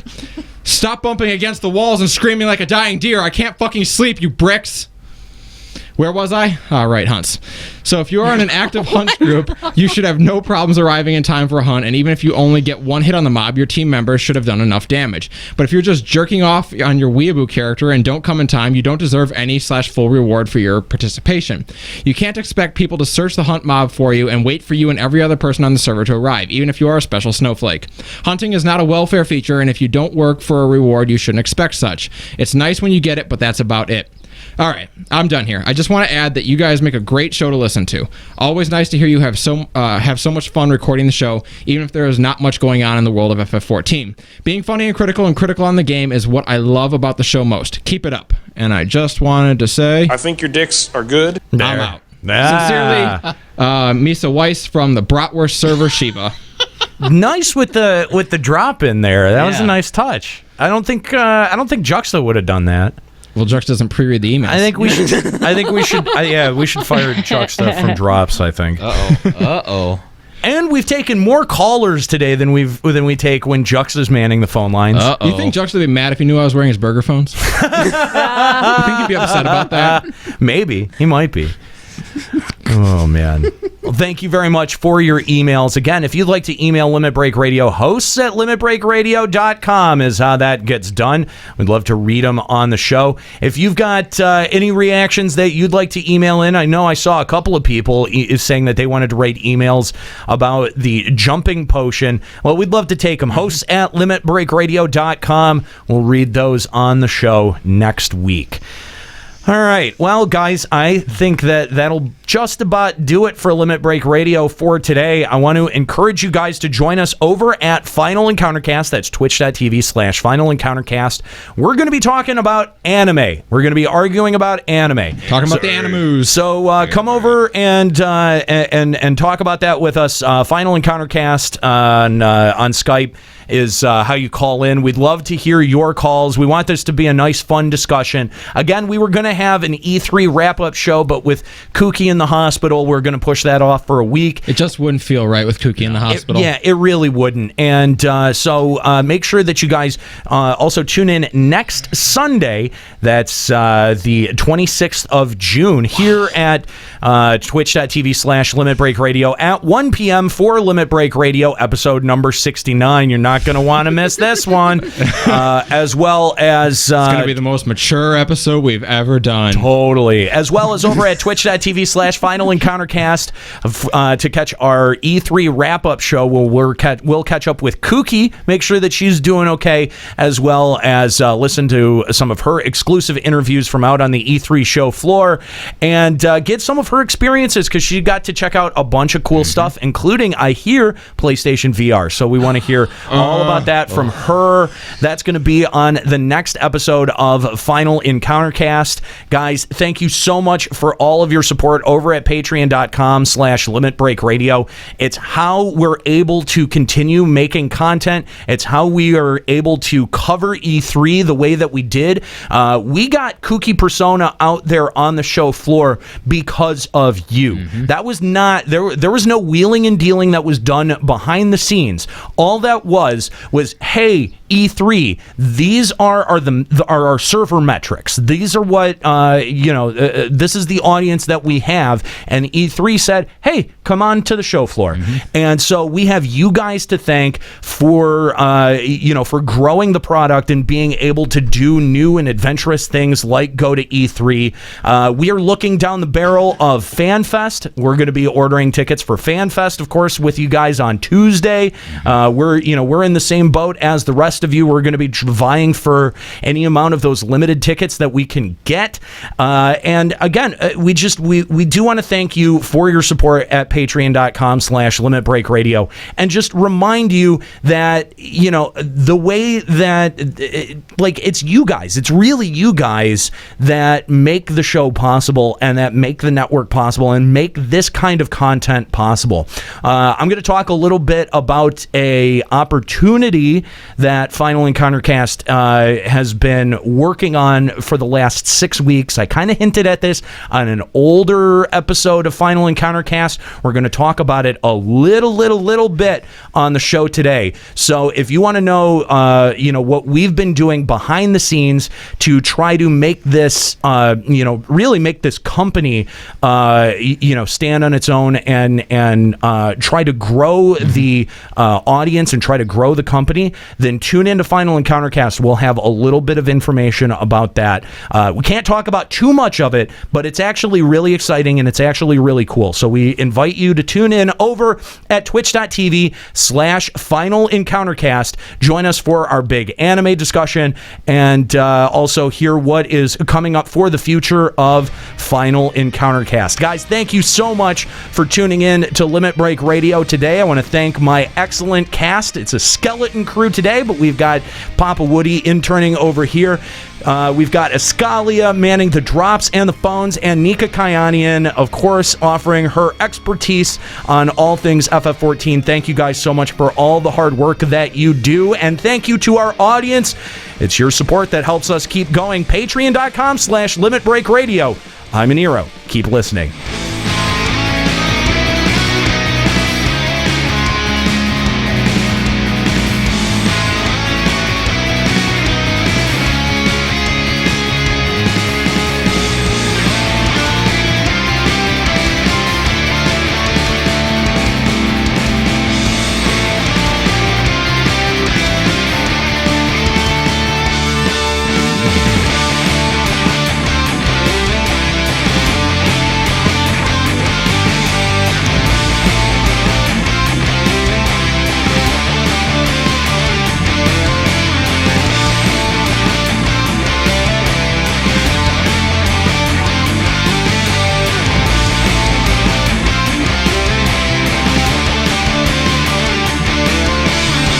Limit Break Radio is a production of LimitBreakRadio.com and Bender Media Productions. Today's episode was produced by Aniero Grigori. Final Fantasy XIV and Eorzea are trademarks of Square Enix. Funding for Limit Break Radio is provided by Miri Kennett, Captain Failboat, Zurian Urexin, Azura Giacho, Bianca Forwin, Kalina Ashsaber, Thor Carson, My Waifu, Satori Komeji, Darbykins, Sakura-chan, and fellow Limit Break Radio listeners. To support Limit Break Radio, visit patreon.com/limitbreakradio. Opening music in this episode from Daniel Lambie. Listen to Man with the Machine Gun and other great tracks at facebook.com/Daniel Lambie Metal Gamer. Closing music in this episode provided by Husky by the Geek. Listen to this and other great Final Fantasy XIV and video game rock covers and original music at facebook.com/Husky by the Geek. In-game graphics for Limit Break Radio's Twitch stream are provided by Diamond Multimedia. Check out their line of AMD graphics cards and other hardware at diamondmm.com. Limit Break Radio and its hosts are solely responsible for its content.